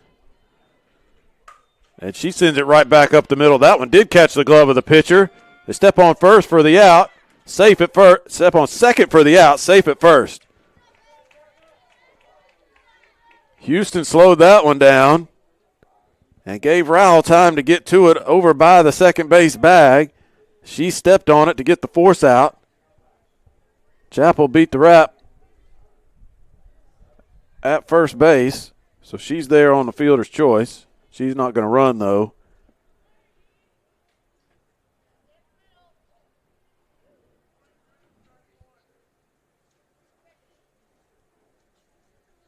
Can't see that number.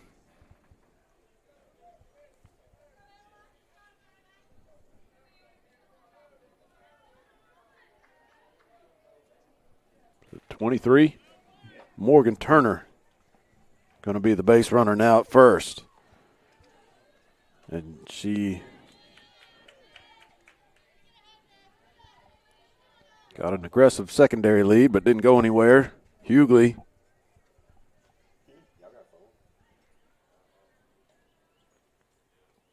foul that one back.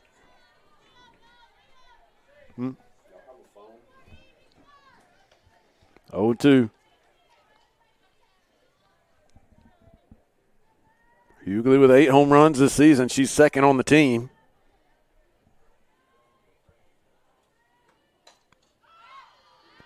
Pop that one up. It's going to get out of play.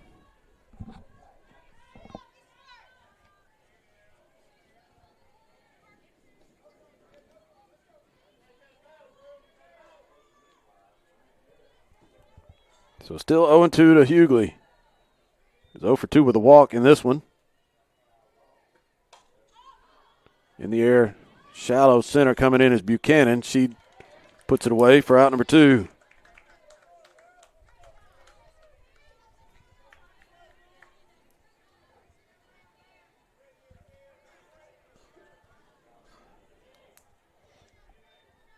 Now Peyton Pike, who's 0 for 2.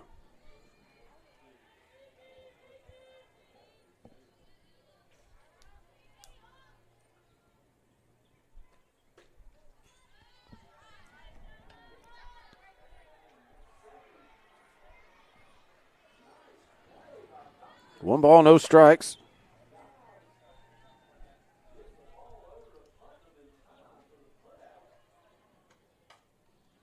Pop foul, out of play. 1-1. Who's going to blink first in this 1-1 game? These two teams fighting tooth and nail to keep their seasons alive.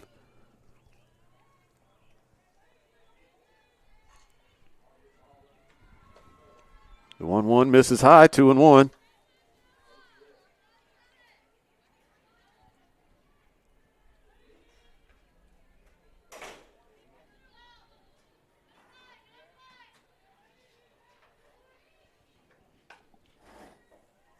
Turned on that inside pitch, pulled it foul, 2-2.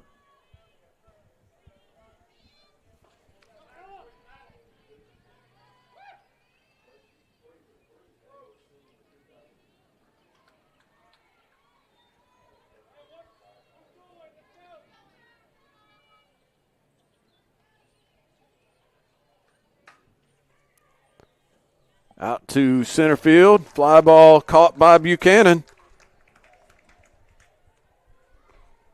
And the leadoff single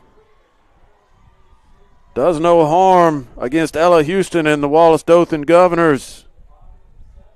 That runner's left stranded at first. And we go to the bottom of the ninth, still tied 1-1.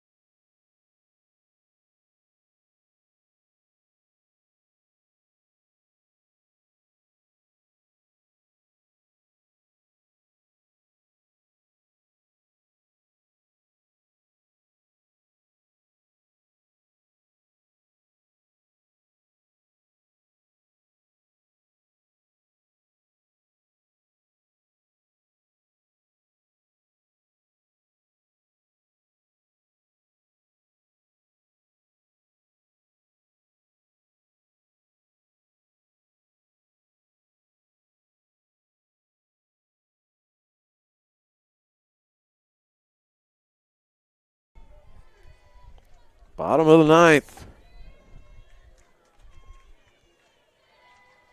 1-1. 6, 7, 8 spots in the order for Wallace Dothan. And a ball inside to Sadie Hanks, who's 1 for 3. Had a base hit back in the 6th.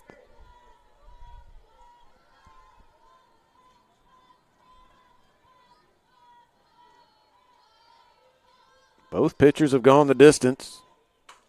And there's a base hit into center field. So Bevill started its half of the ninth with a base hit. Dothan does the same. Hanks aboard. She's got 2 hits in the ball game.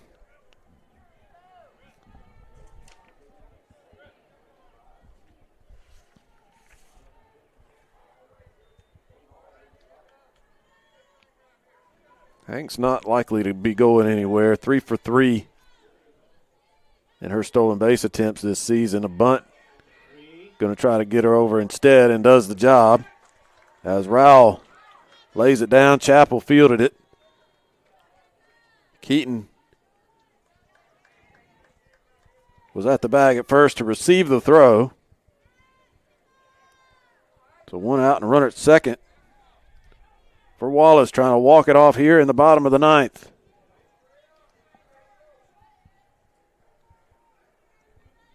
Here's Laird. She's 1 for 3, has a base hit and struck out twice. Swings through that one. Murray gets ahead, 0-1.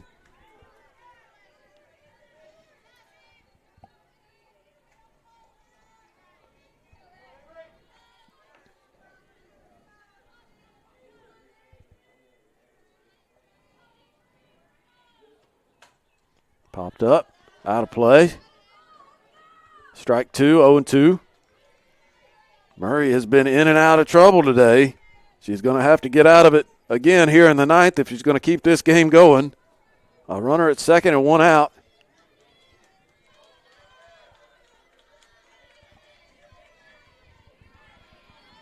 Dothan is the home team. If they score, they win it.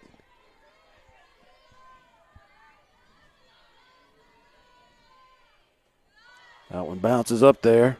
Good job by Bates to keep it from getting by. It's 1-2.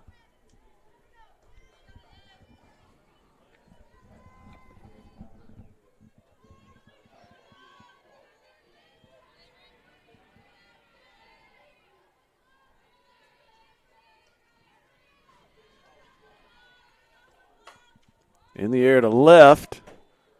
Dupree over towards the line. Makes the catch. Runner stays put at second.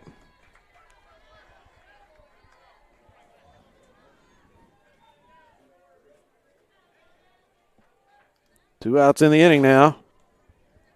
And the number 9 hitter, Carpenter.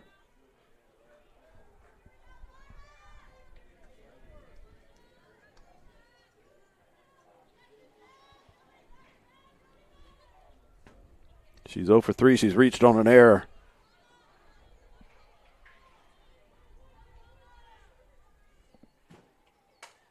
She hits one in the gap to right center, and it's going to be caught out there by Guy. Guy and Engel converging in that gap, but Guy called her off and made the play. On we go to the 10th, 1-1 our score.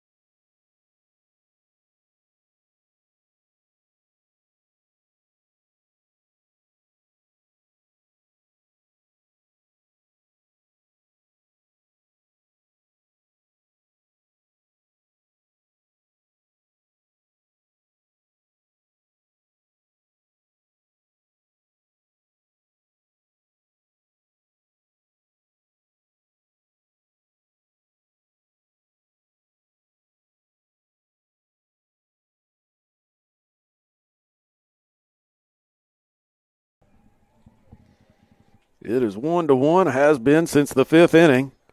We are in the 10th. Both teams got their runs in that 5th inning.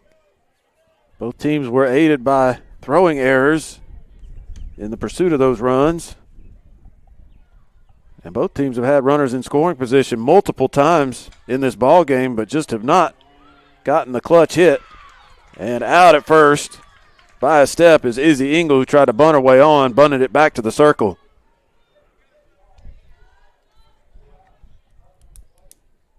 Engel, Guy, and Keaton, 9-1-2 in the order.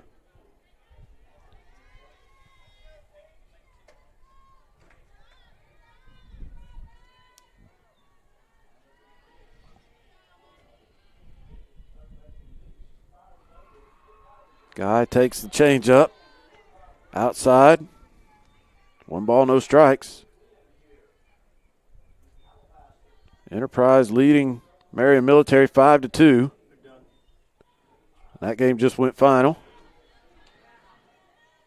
So Marion, after pulling a first-round upset against this Wallace Dothan team as the 6th seed, Marion is out.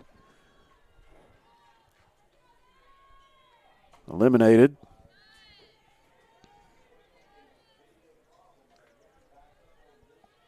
The winner of this game will play Enterprise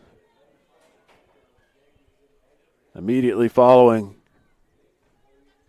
the completion or thereabouts. The game time is scheduled for 12:30, but that will all depend on how much longer we go in this one. No end in sight. 3-1 the count to Guy. Hit foul. 3-2.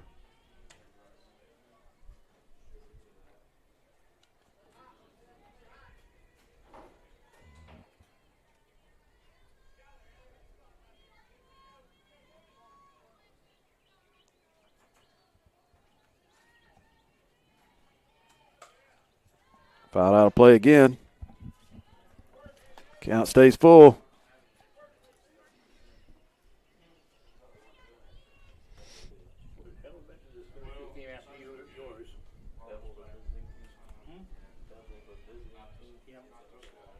The 3-2 just misses. It's ball 4. So a good base runner. Again at first. Guy has already stolen a base in this game. Might expect them to force the issue here, trying to get a run across and break this tie. Guy on the move, pitches low, the throw. Not in time, she's safe. Second stolen base for Anna Guy, so she's at second with one out. And this is where, for both teams, it's just dried up. Runners have been at second. Seems like every inning almost. But the hit to get them home has not appeared for either team to this point. Can Allie Keaton change that?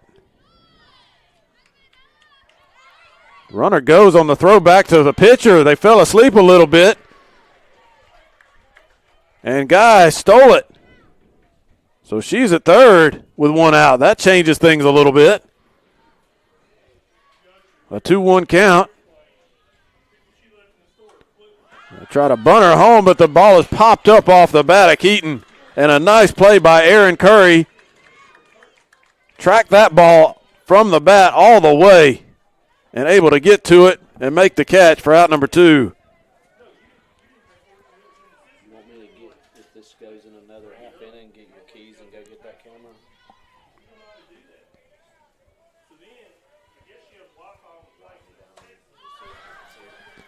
Popped up on the infield, and that's going to be caught by Rowell, the second baseman. So a runner to third with one out. They can't get her home. Bottom of the 10th, still tied.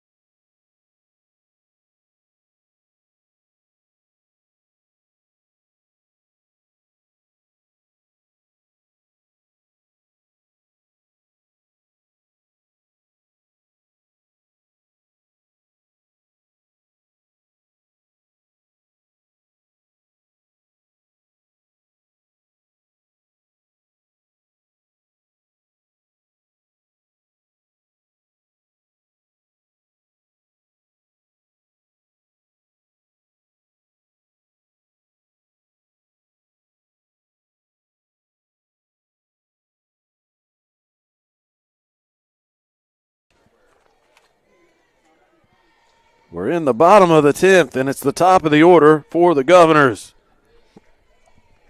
Buchanan, Castle, Houston. Buchanan trying to bunt her way on, bunts it foul. The umpire made the play.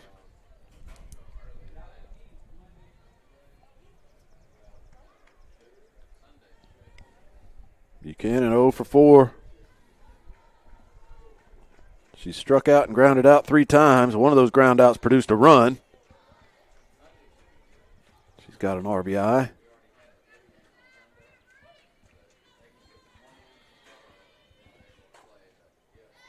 Fouled out of play. 0-2.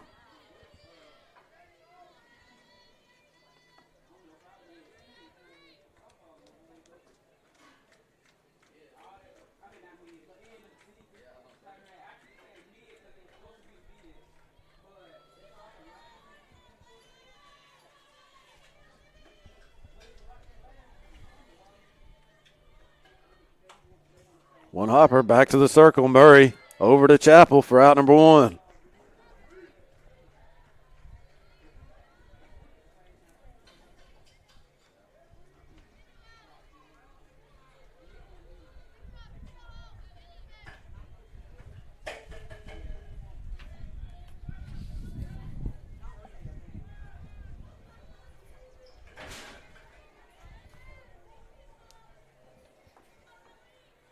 Now Castle. 1 for 4 with a double.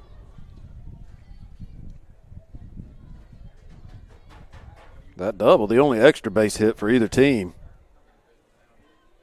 And that was kind of a little bit of a gift. That was a ball that Engel misjudged in center field. She went back a couple of steps. The ball was in front of her. She made a diving attempt to catch it, could not, and that allowed Castle to hustle a double out of it. Off the glove of the pitcher, over to the shortstop Pike, who throws across to get the out. 2 down in the 10th.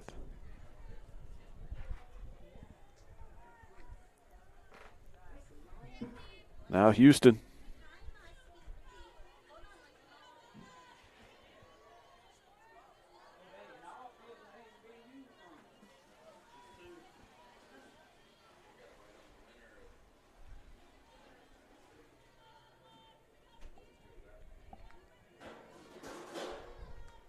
Houston 0 for 3 with a walk, pops it up on the infield. Keaton, the second baseman, makes the catch. 1-2-3, 10th inning for Wallace Dothan. Still tied as we go to the 11th.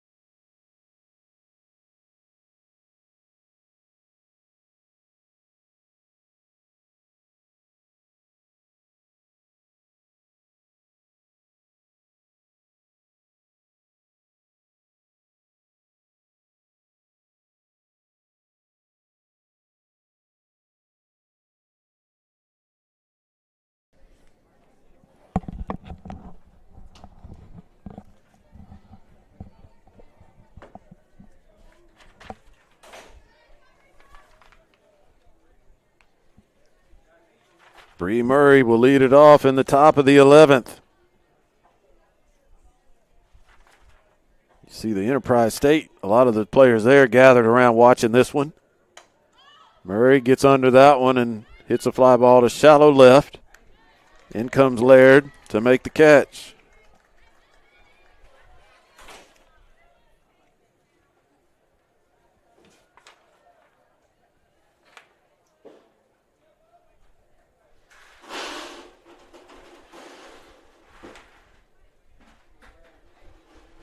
So Murray's 0 for 4.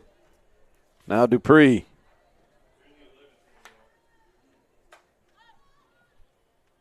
Foul ball right side, going to get down for strike one.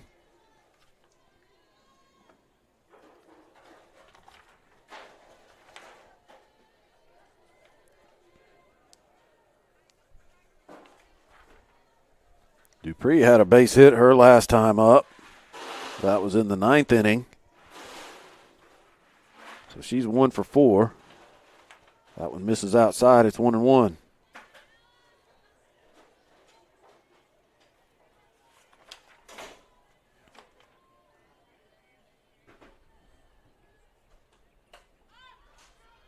Another foul ball right side going to get out of play. 1-2.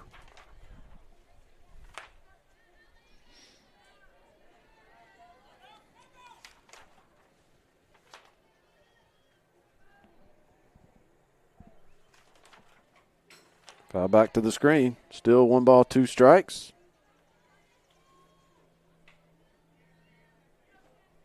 I wonder if they are going to switch fields. With Enterprise hanging around over here, and Bishop State, Central Alabama, is scheduled to play in that 12:30 time slot.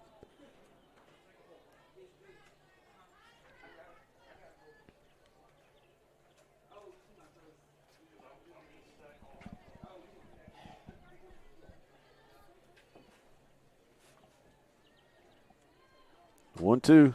Foul out of play again. Still 1 ball, 2 strikes.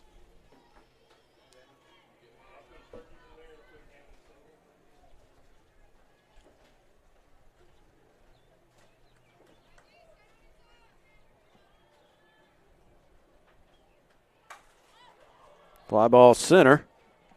Buchanan gets over to it.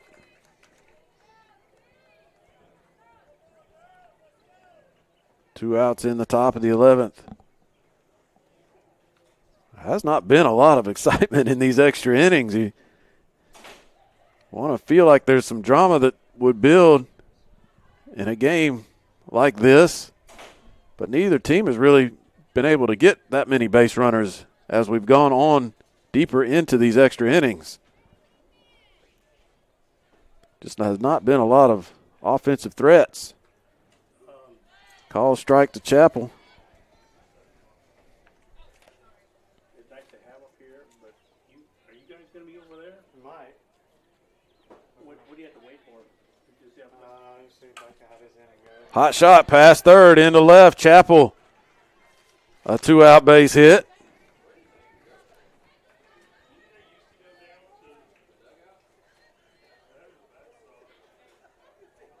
She's 1 for 5 now.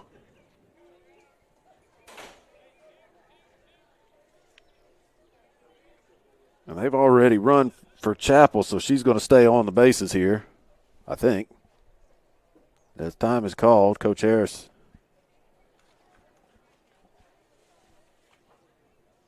Yeah, he's going to leave. This is just to talk to his batter here, Hughley.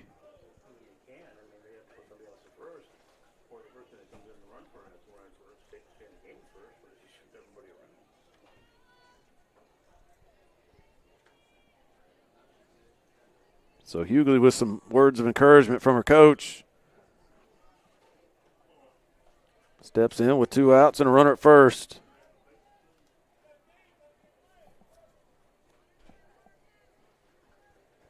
Boomer Hughley 0 for 3 with a walk. In the air to right. And Carpenter hesitated for a moment to assess that fly ball, but made a couple steps in and towards the line and made the catch. Nothing doing for the Bears in the 11th. They get a base hit, and that's all. That runner's left stranded. Bottom half of inning number 11, still tied 1-1.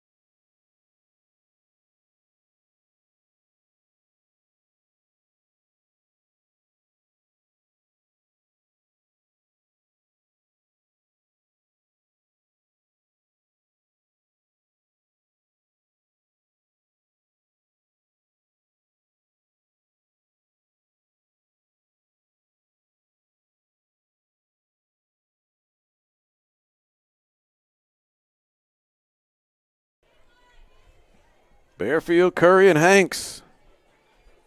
4, 5, 6 in the order for Dothan. Grounder to short. Pike makes the throw. Bearfield is retired for out number 1 in the bottom of the 11th. A run in the 5th inning for both teams. That has been it.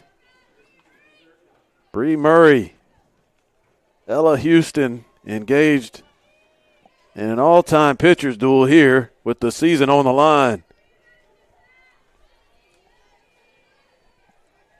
Both pitchers have gone start to finish so far. That one missed outside. Aaron Curry, the catcher. 0 for 4.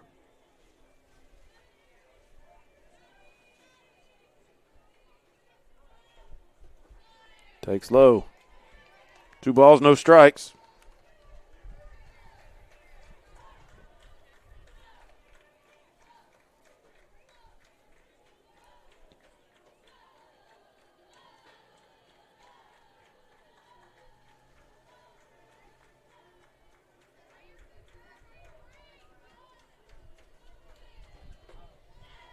Low and in, 3-0.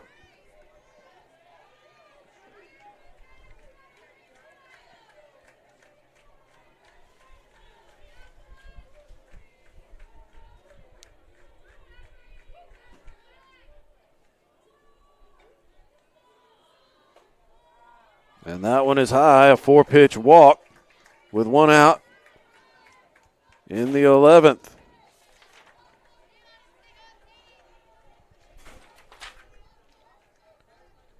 Now Hanks, who's 2 for 4, she's singled in each of her last 2 at-bats.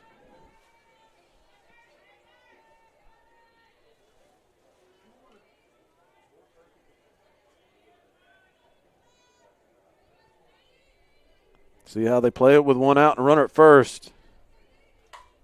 Swinging, ground ball to short, to second for 1, to first.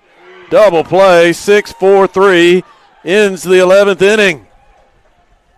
The pitchers and the defense have come to play today. And the Bears turn 2 to send this game to inning number 12. Still tied 1-1.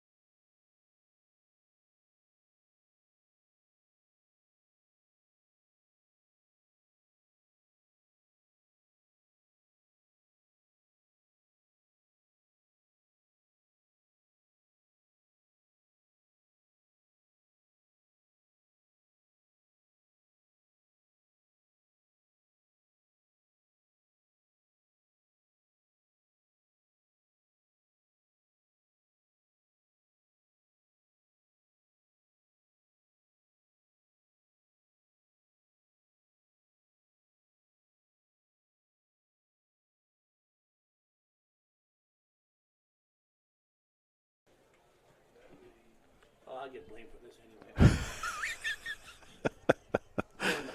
Somehow it's your fault, right? It's going to be my fault that we put the entire schedule off. I mean, The 12th inning is upon us. 1-1 our score. 8-9-1 spots for the Bears of Bevill State. Peyton Pike, Izzy Engel, and a guy.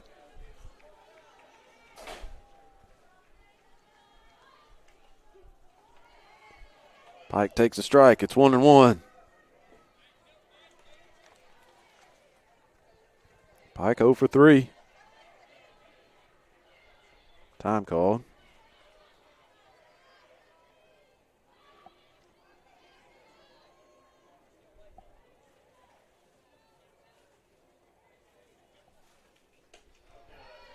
Pitch is up.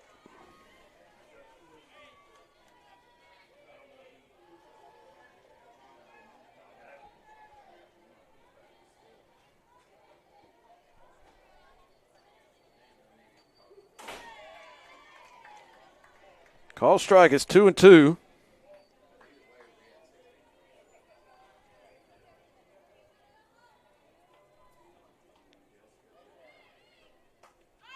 Pop fly on the infield. Second baseman Rowell makes the catch. That's how the 12th inning begins. Now Engel.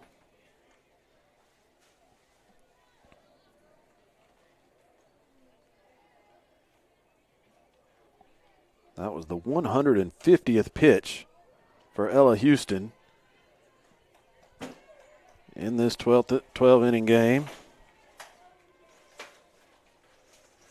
She's given up 5 hits. She's walked 4, and she struck out 3. She's got an 0-1 count to Engel, who takes one in the dirt to even it up, 1-1.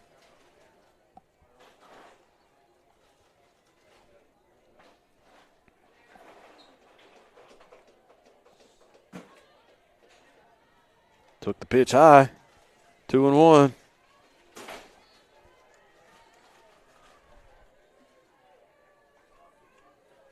Engel 1 for 4.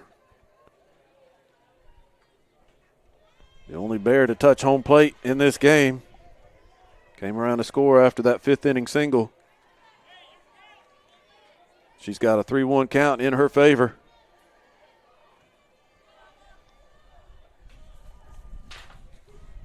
Call strike. 3-2.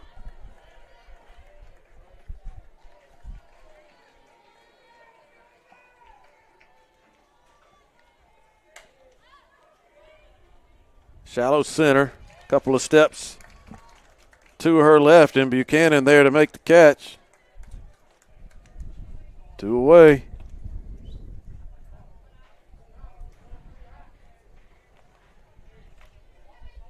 Now Guy.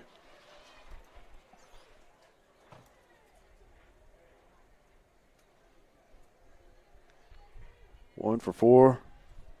A base hit and a walk. She's stolen 2 bases, and she's going to be retired on a fly ball to left field. So Houston gets them 1, 2, 3 in the 12th.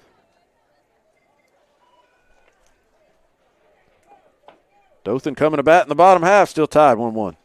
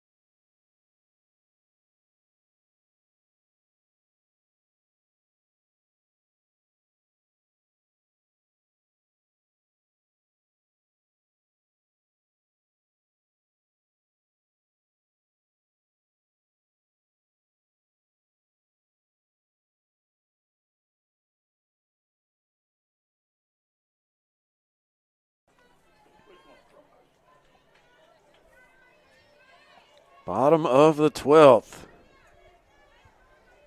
And the bottom of the order for the Governors, Rowell, Laird, and Carpenter.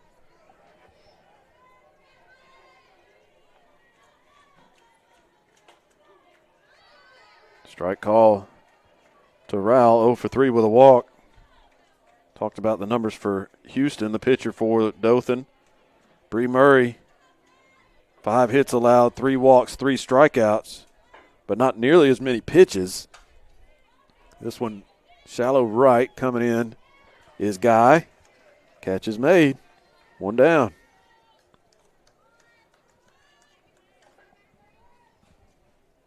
For Murray, just the 105th pitch that she's thrown.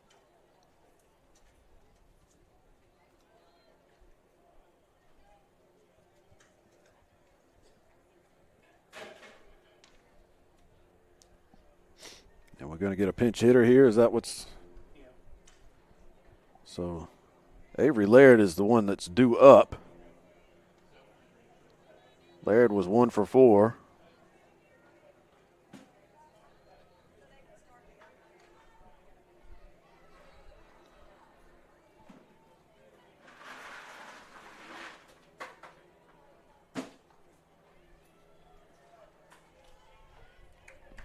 And I can't get a look at that number on the pinch hitter. We do now, number 9. Caroline Armstrong. Going to hit for Laird here in the 12th.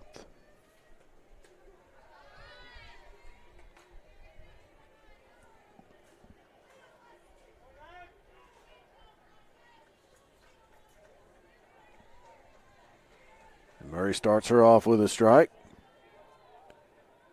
Armstrong just 31 at-bats this season. She does have a home run. 258 the average, 13 RBIs, and she comes up with a pinch hit single here in the 12th. So head coach David Dews for the Govs pushing some buttons here in the 12th, trying to shake things up. It works. Armstrong with a base hit in her first at bat. And she'll come out immediately for a runner. Laird's going to come back in and run.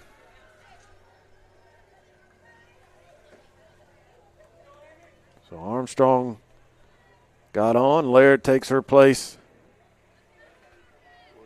And another pinch hitter, Amy Sin, going to come in. It worked once, maybe it'll work again for the Govs. Sin Going to hit for Carpenter. It's in at 227, no homers, 4 RBIs, and 22 at-bats coming into the tournament. She did play in the opener, the loss to Marion Military, and she fouls that one off in the batter's box for strike one.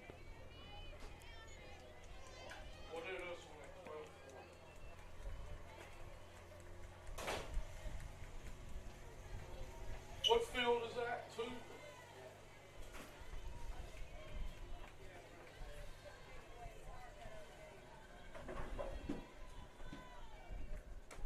Another foul ball, 0-2 to Sin.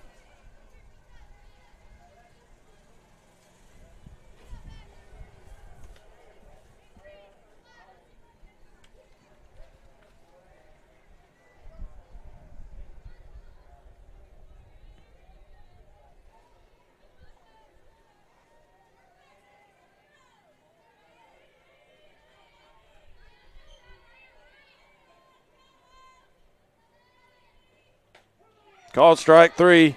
Outside corner, Bree Murray paints it.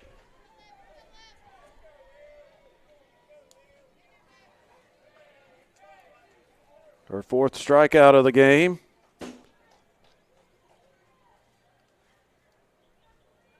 So 2 outs and a runner still at first. Back to the top of the order for Libby Buchanan.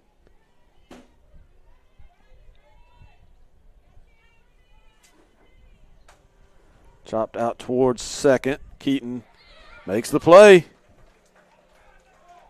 They work around the 1-out single. Ladies and gentlemen, the Central Alabama Bishop State game will move to field 2 with a 12:40 start time.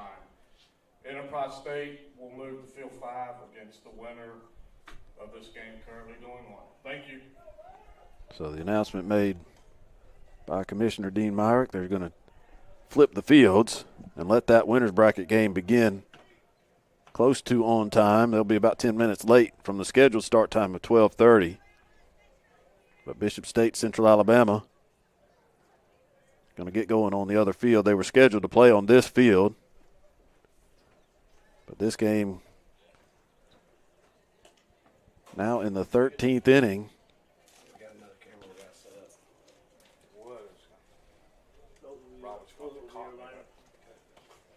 Hey, do you have I didn't.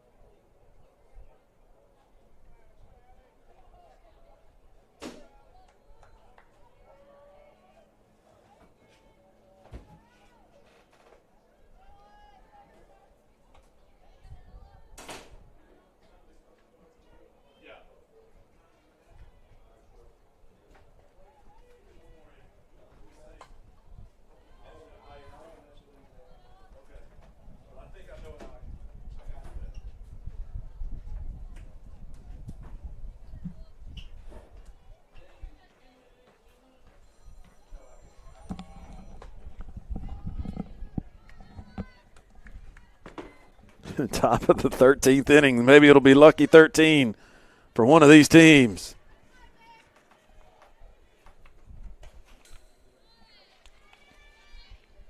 Who have not found a way to score a run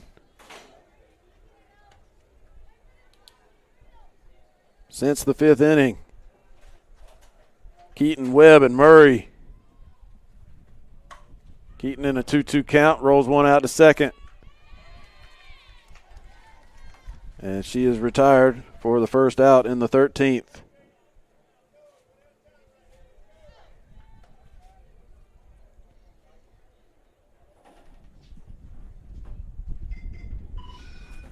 Now Webb.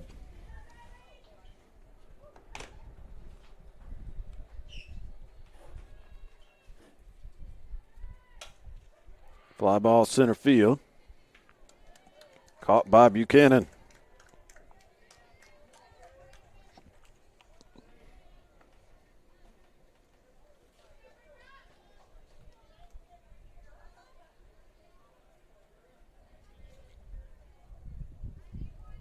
Now Bree Murray, who just missed a home run, pulled it foul, hit it a mile to left field. That seemed like it was yesterday. It was so long ago.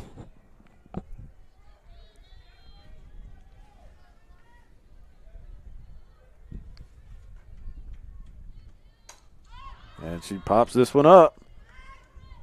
It's going to be a 1-2-3 13th for the Bears of Bevill State.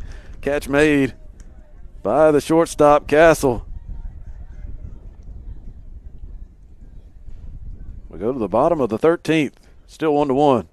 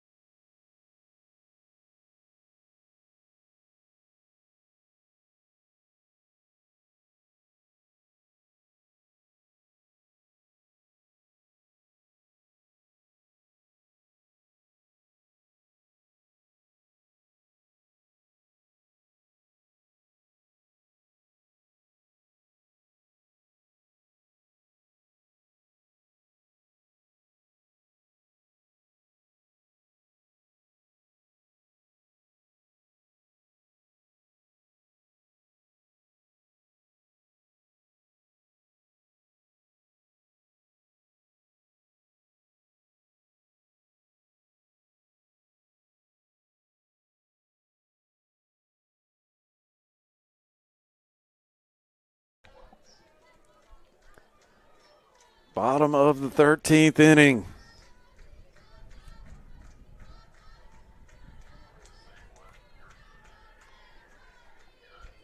Castle, Houston, Bearfield. Castle, grounder to third. Out number one.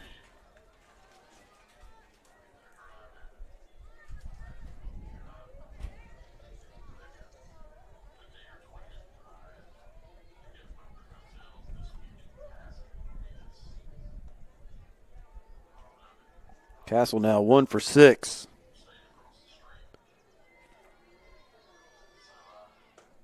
Now Houston, who takes a strike.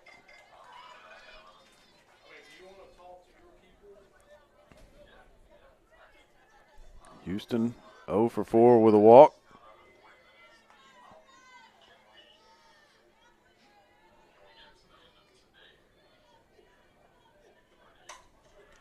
Hot shot. Webb knocks it down, makes the throw, and gets the out. Bailey Webb. Pure reaction by Webb initially on that play. She just kept herself in front of it and knocked it down, kept it from getting in the outfield, and then collected herself and made a good throw. Now Bearfield has a couple of base hits, 2 for 5.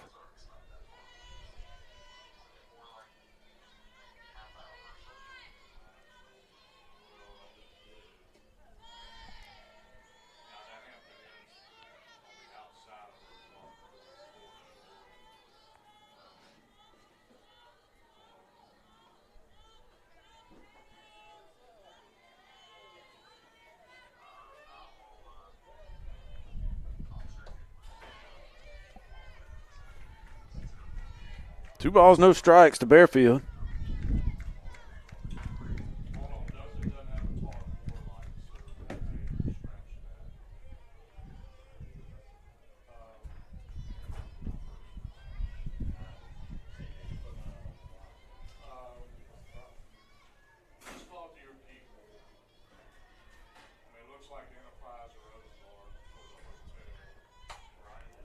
Fly ball deep left, and it is played off the fence. Bearfield with a double.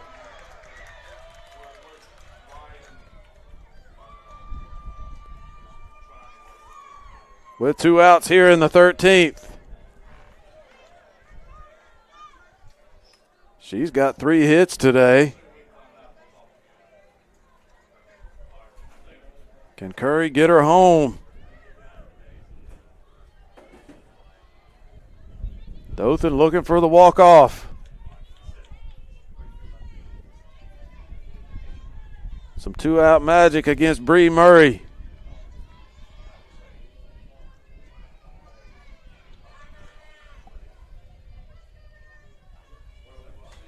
Grounded into the glove of Webb. She throws to first and gets the out. Bailey Webb made all 3 defensive plays in this inning and keeps the game tied 1-1 as we go to inning number 14.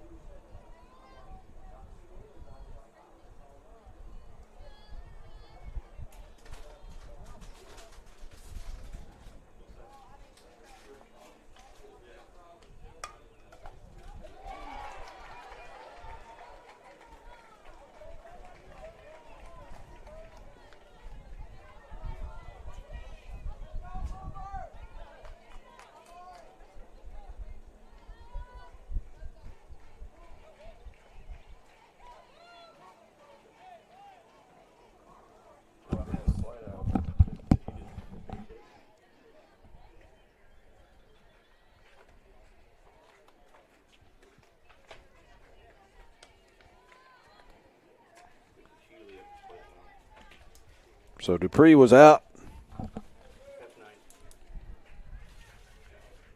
Flat out to right for the first out. Chappell, base hit to get to first. How'd she get to first? Okay. So Chappell's at first with a base hit. And Boomer Hughley's at the plate in a 1-1 count. 2-1 count. Thank you. In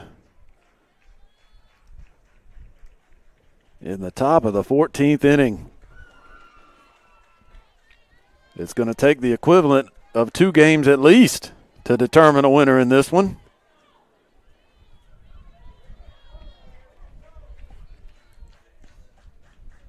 Three-1. Had her out in front. 3 balls, 2 strikes. For Chappell, it's her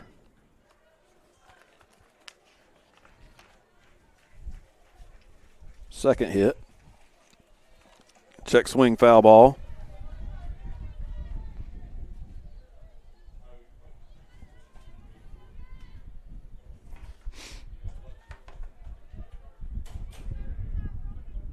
Houston up to 175 pitches now in this 14-inning game.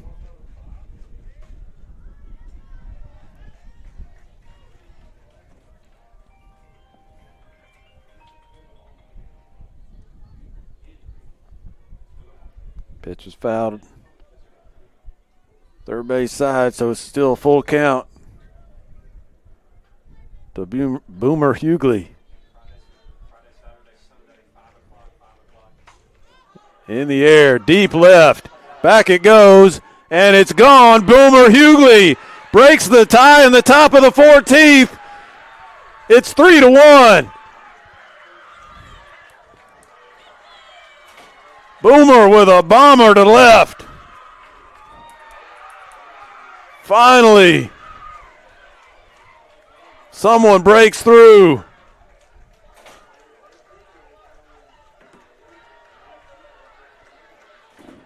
Boomer Hughley with her 9th home run of the season gives the Bears of Beville a 2-run lead here in the 14th inning.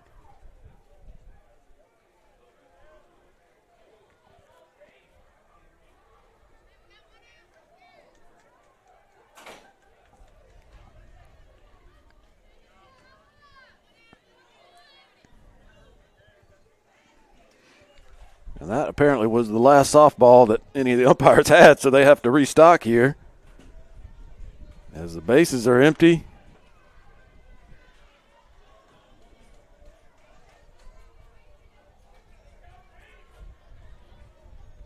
But 2 runs across on the 2-run home run. Boomer Hughley has come through for the Bears. Peyton Pike at the plate, takes the ball low.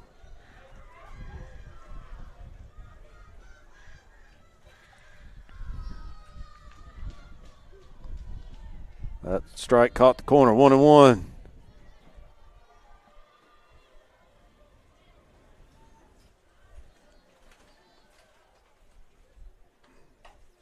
Little pop out over short. That's going to get down into left. A base hit for Pike.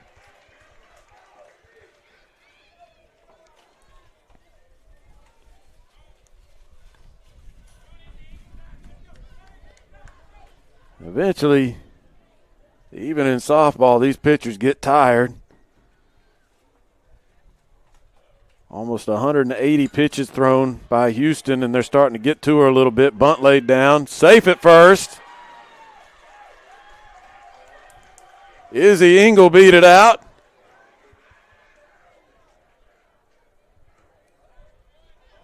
Bevill not done yet. The 2 runs in on the home run. They're trying to add to it. First and second, 1 out.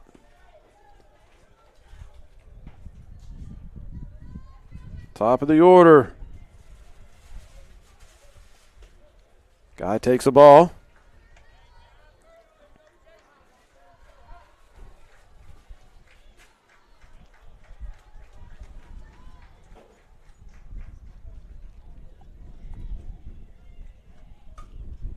Another little pop out over short. That's going to get down. They'll wave Pike around third. The run is in. It's 4-1.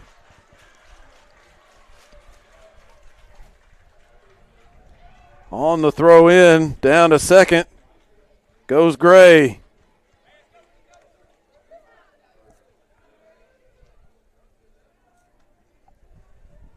Engel holds up at third.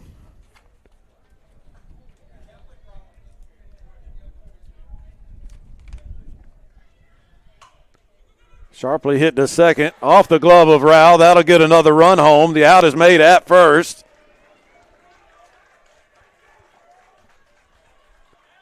But Allie Keaton drives home a run with a ground out to make it 5-1. 2 outs in the inning.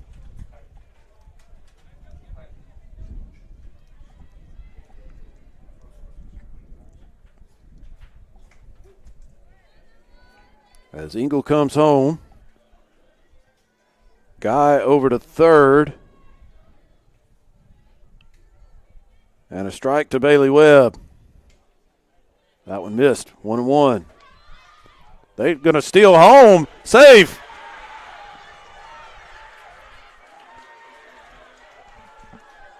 The throw back to the pitcher. And a guy timed it up.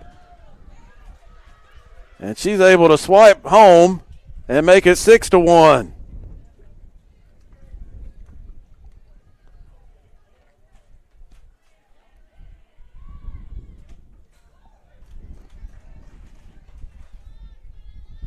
A 5-run 14th inning started by the 2-run home run, and that has opened the floodgates here.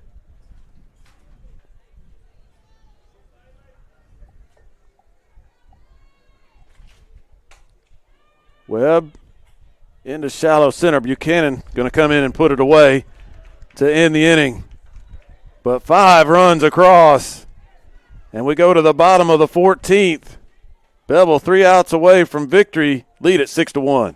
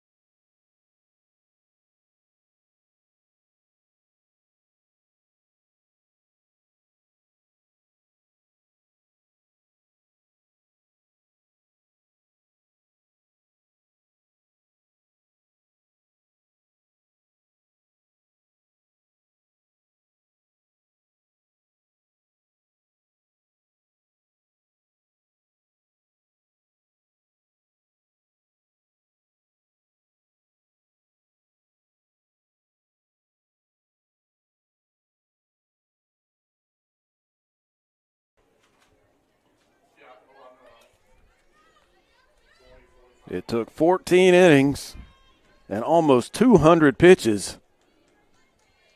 But Bevill finally got to Wallace Dothan pitcher Ella Houston. A 2-run home run started off a 5-run inning. It is 6-1, and Dothan will have to put together a big-time rally against Bree Murray here in the bottom half to keep their season alive. Murray facing the second baseman, Rebecca Rao.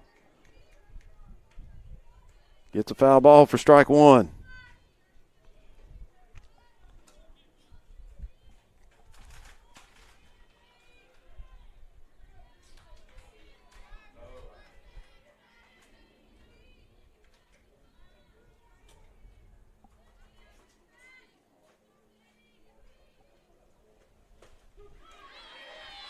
Call strike, 0-2.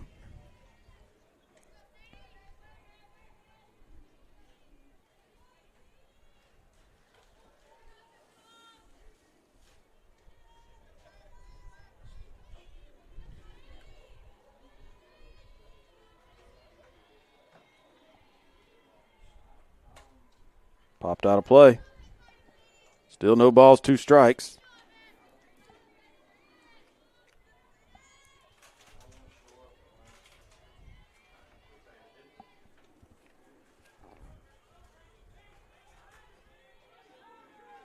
Murray up to 122 pitches.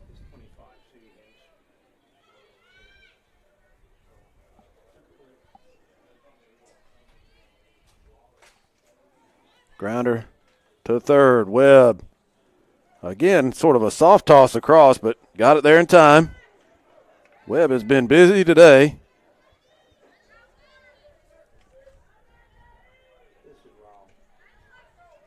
Oh, I was in the wrong spot. That was Hanks.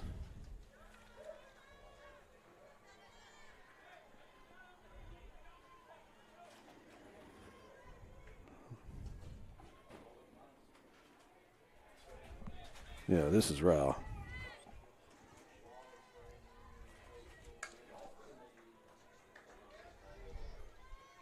So Hanks is retired.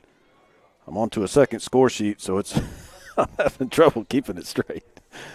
Hanks is retired. Rao is at the plate now. Yeah, that's right. That's right.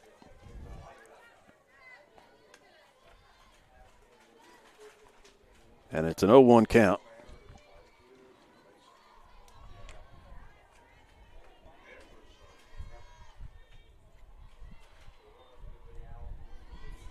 She takes low, 1-1.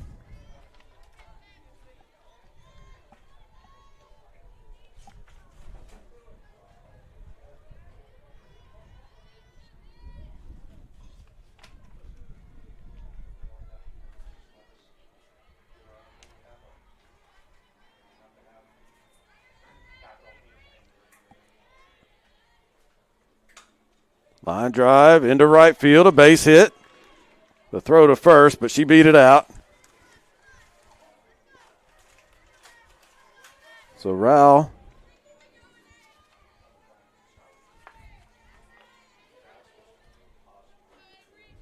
gets a 1-out single for the Governors. And now Laird.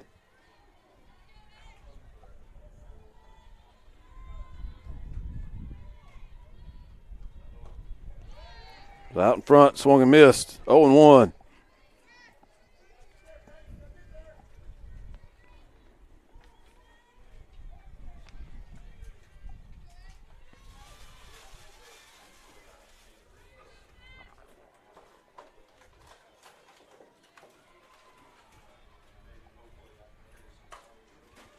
In the air down the left field line. Foul ball.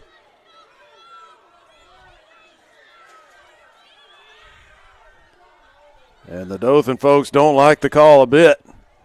I couldn't see it. It was blocked by the dugout.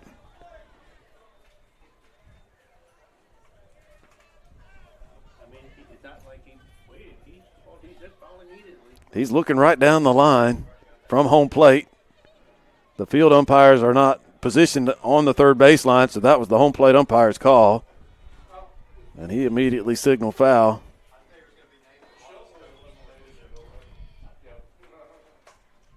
Goes that way again, foul. It's still 0-2.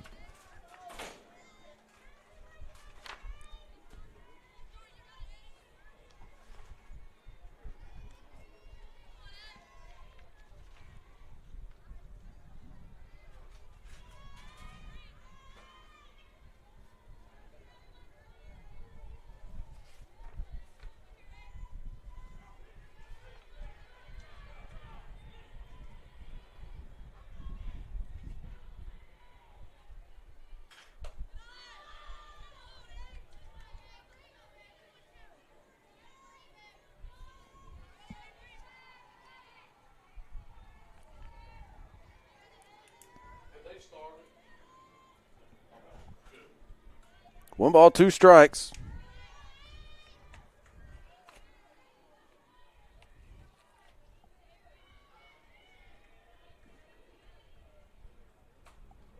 Little pop. Going to land in fair territory, but kick foul. Good read by Bree Murray. That ball had some good backspin on it. So she knew, even though it landed 4 or 5 feet in fair territory that it would kick foul, especially on that turf.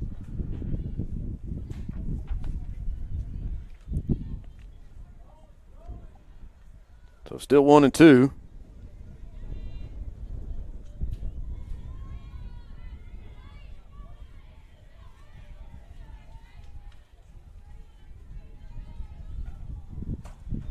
Fouled out of play left side.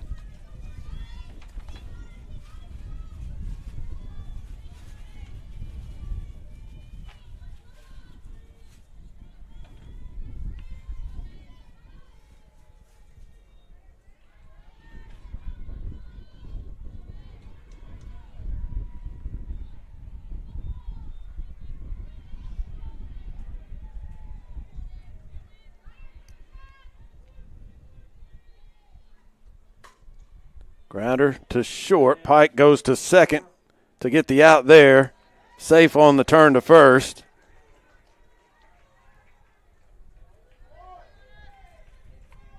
So Laird reaches on the fielder's choice. Rowell retired, and the Govs down to their last out.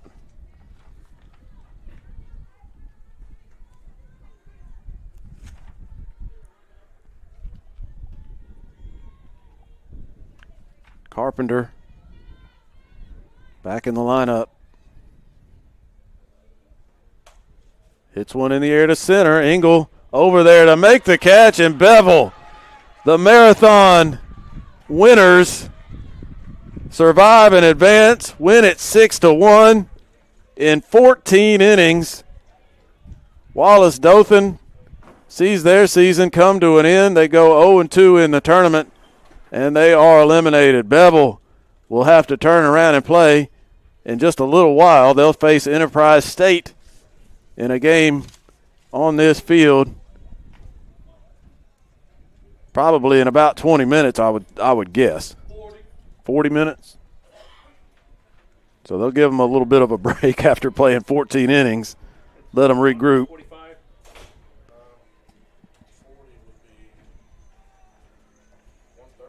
1:30.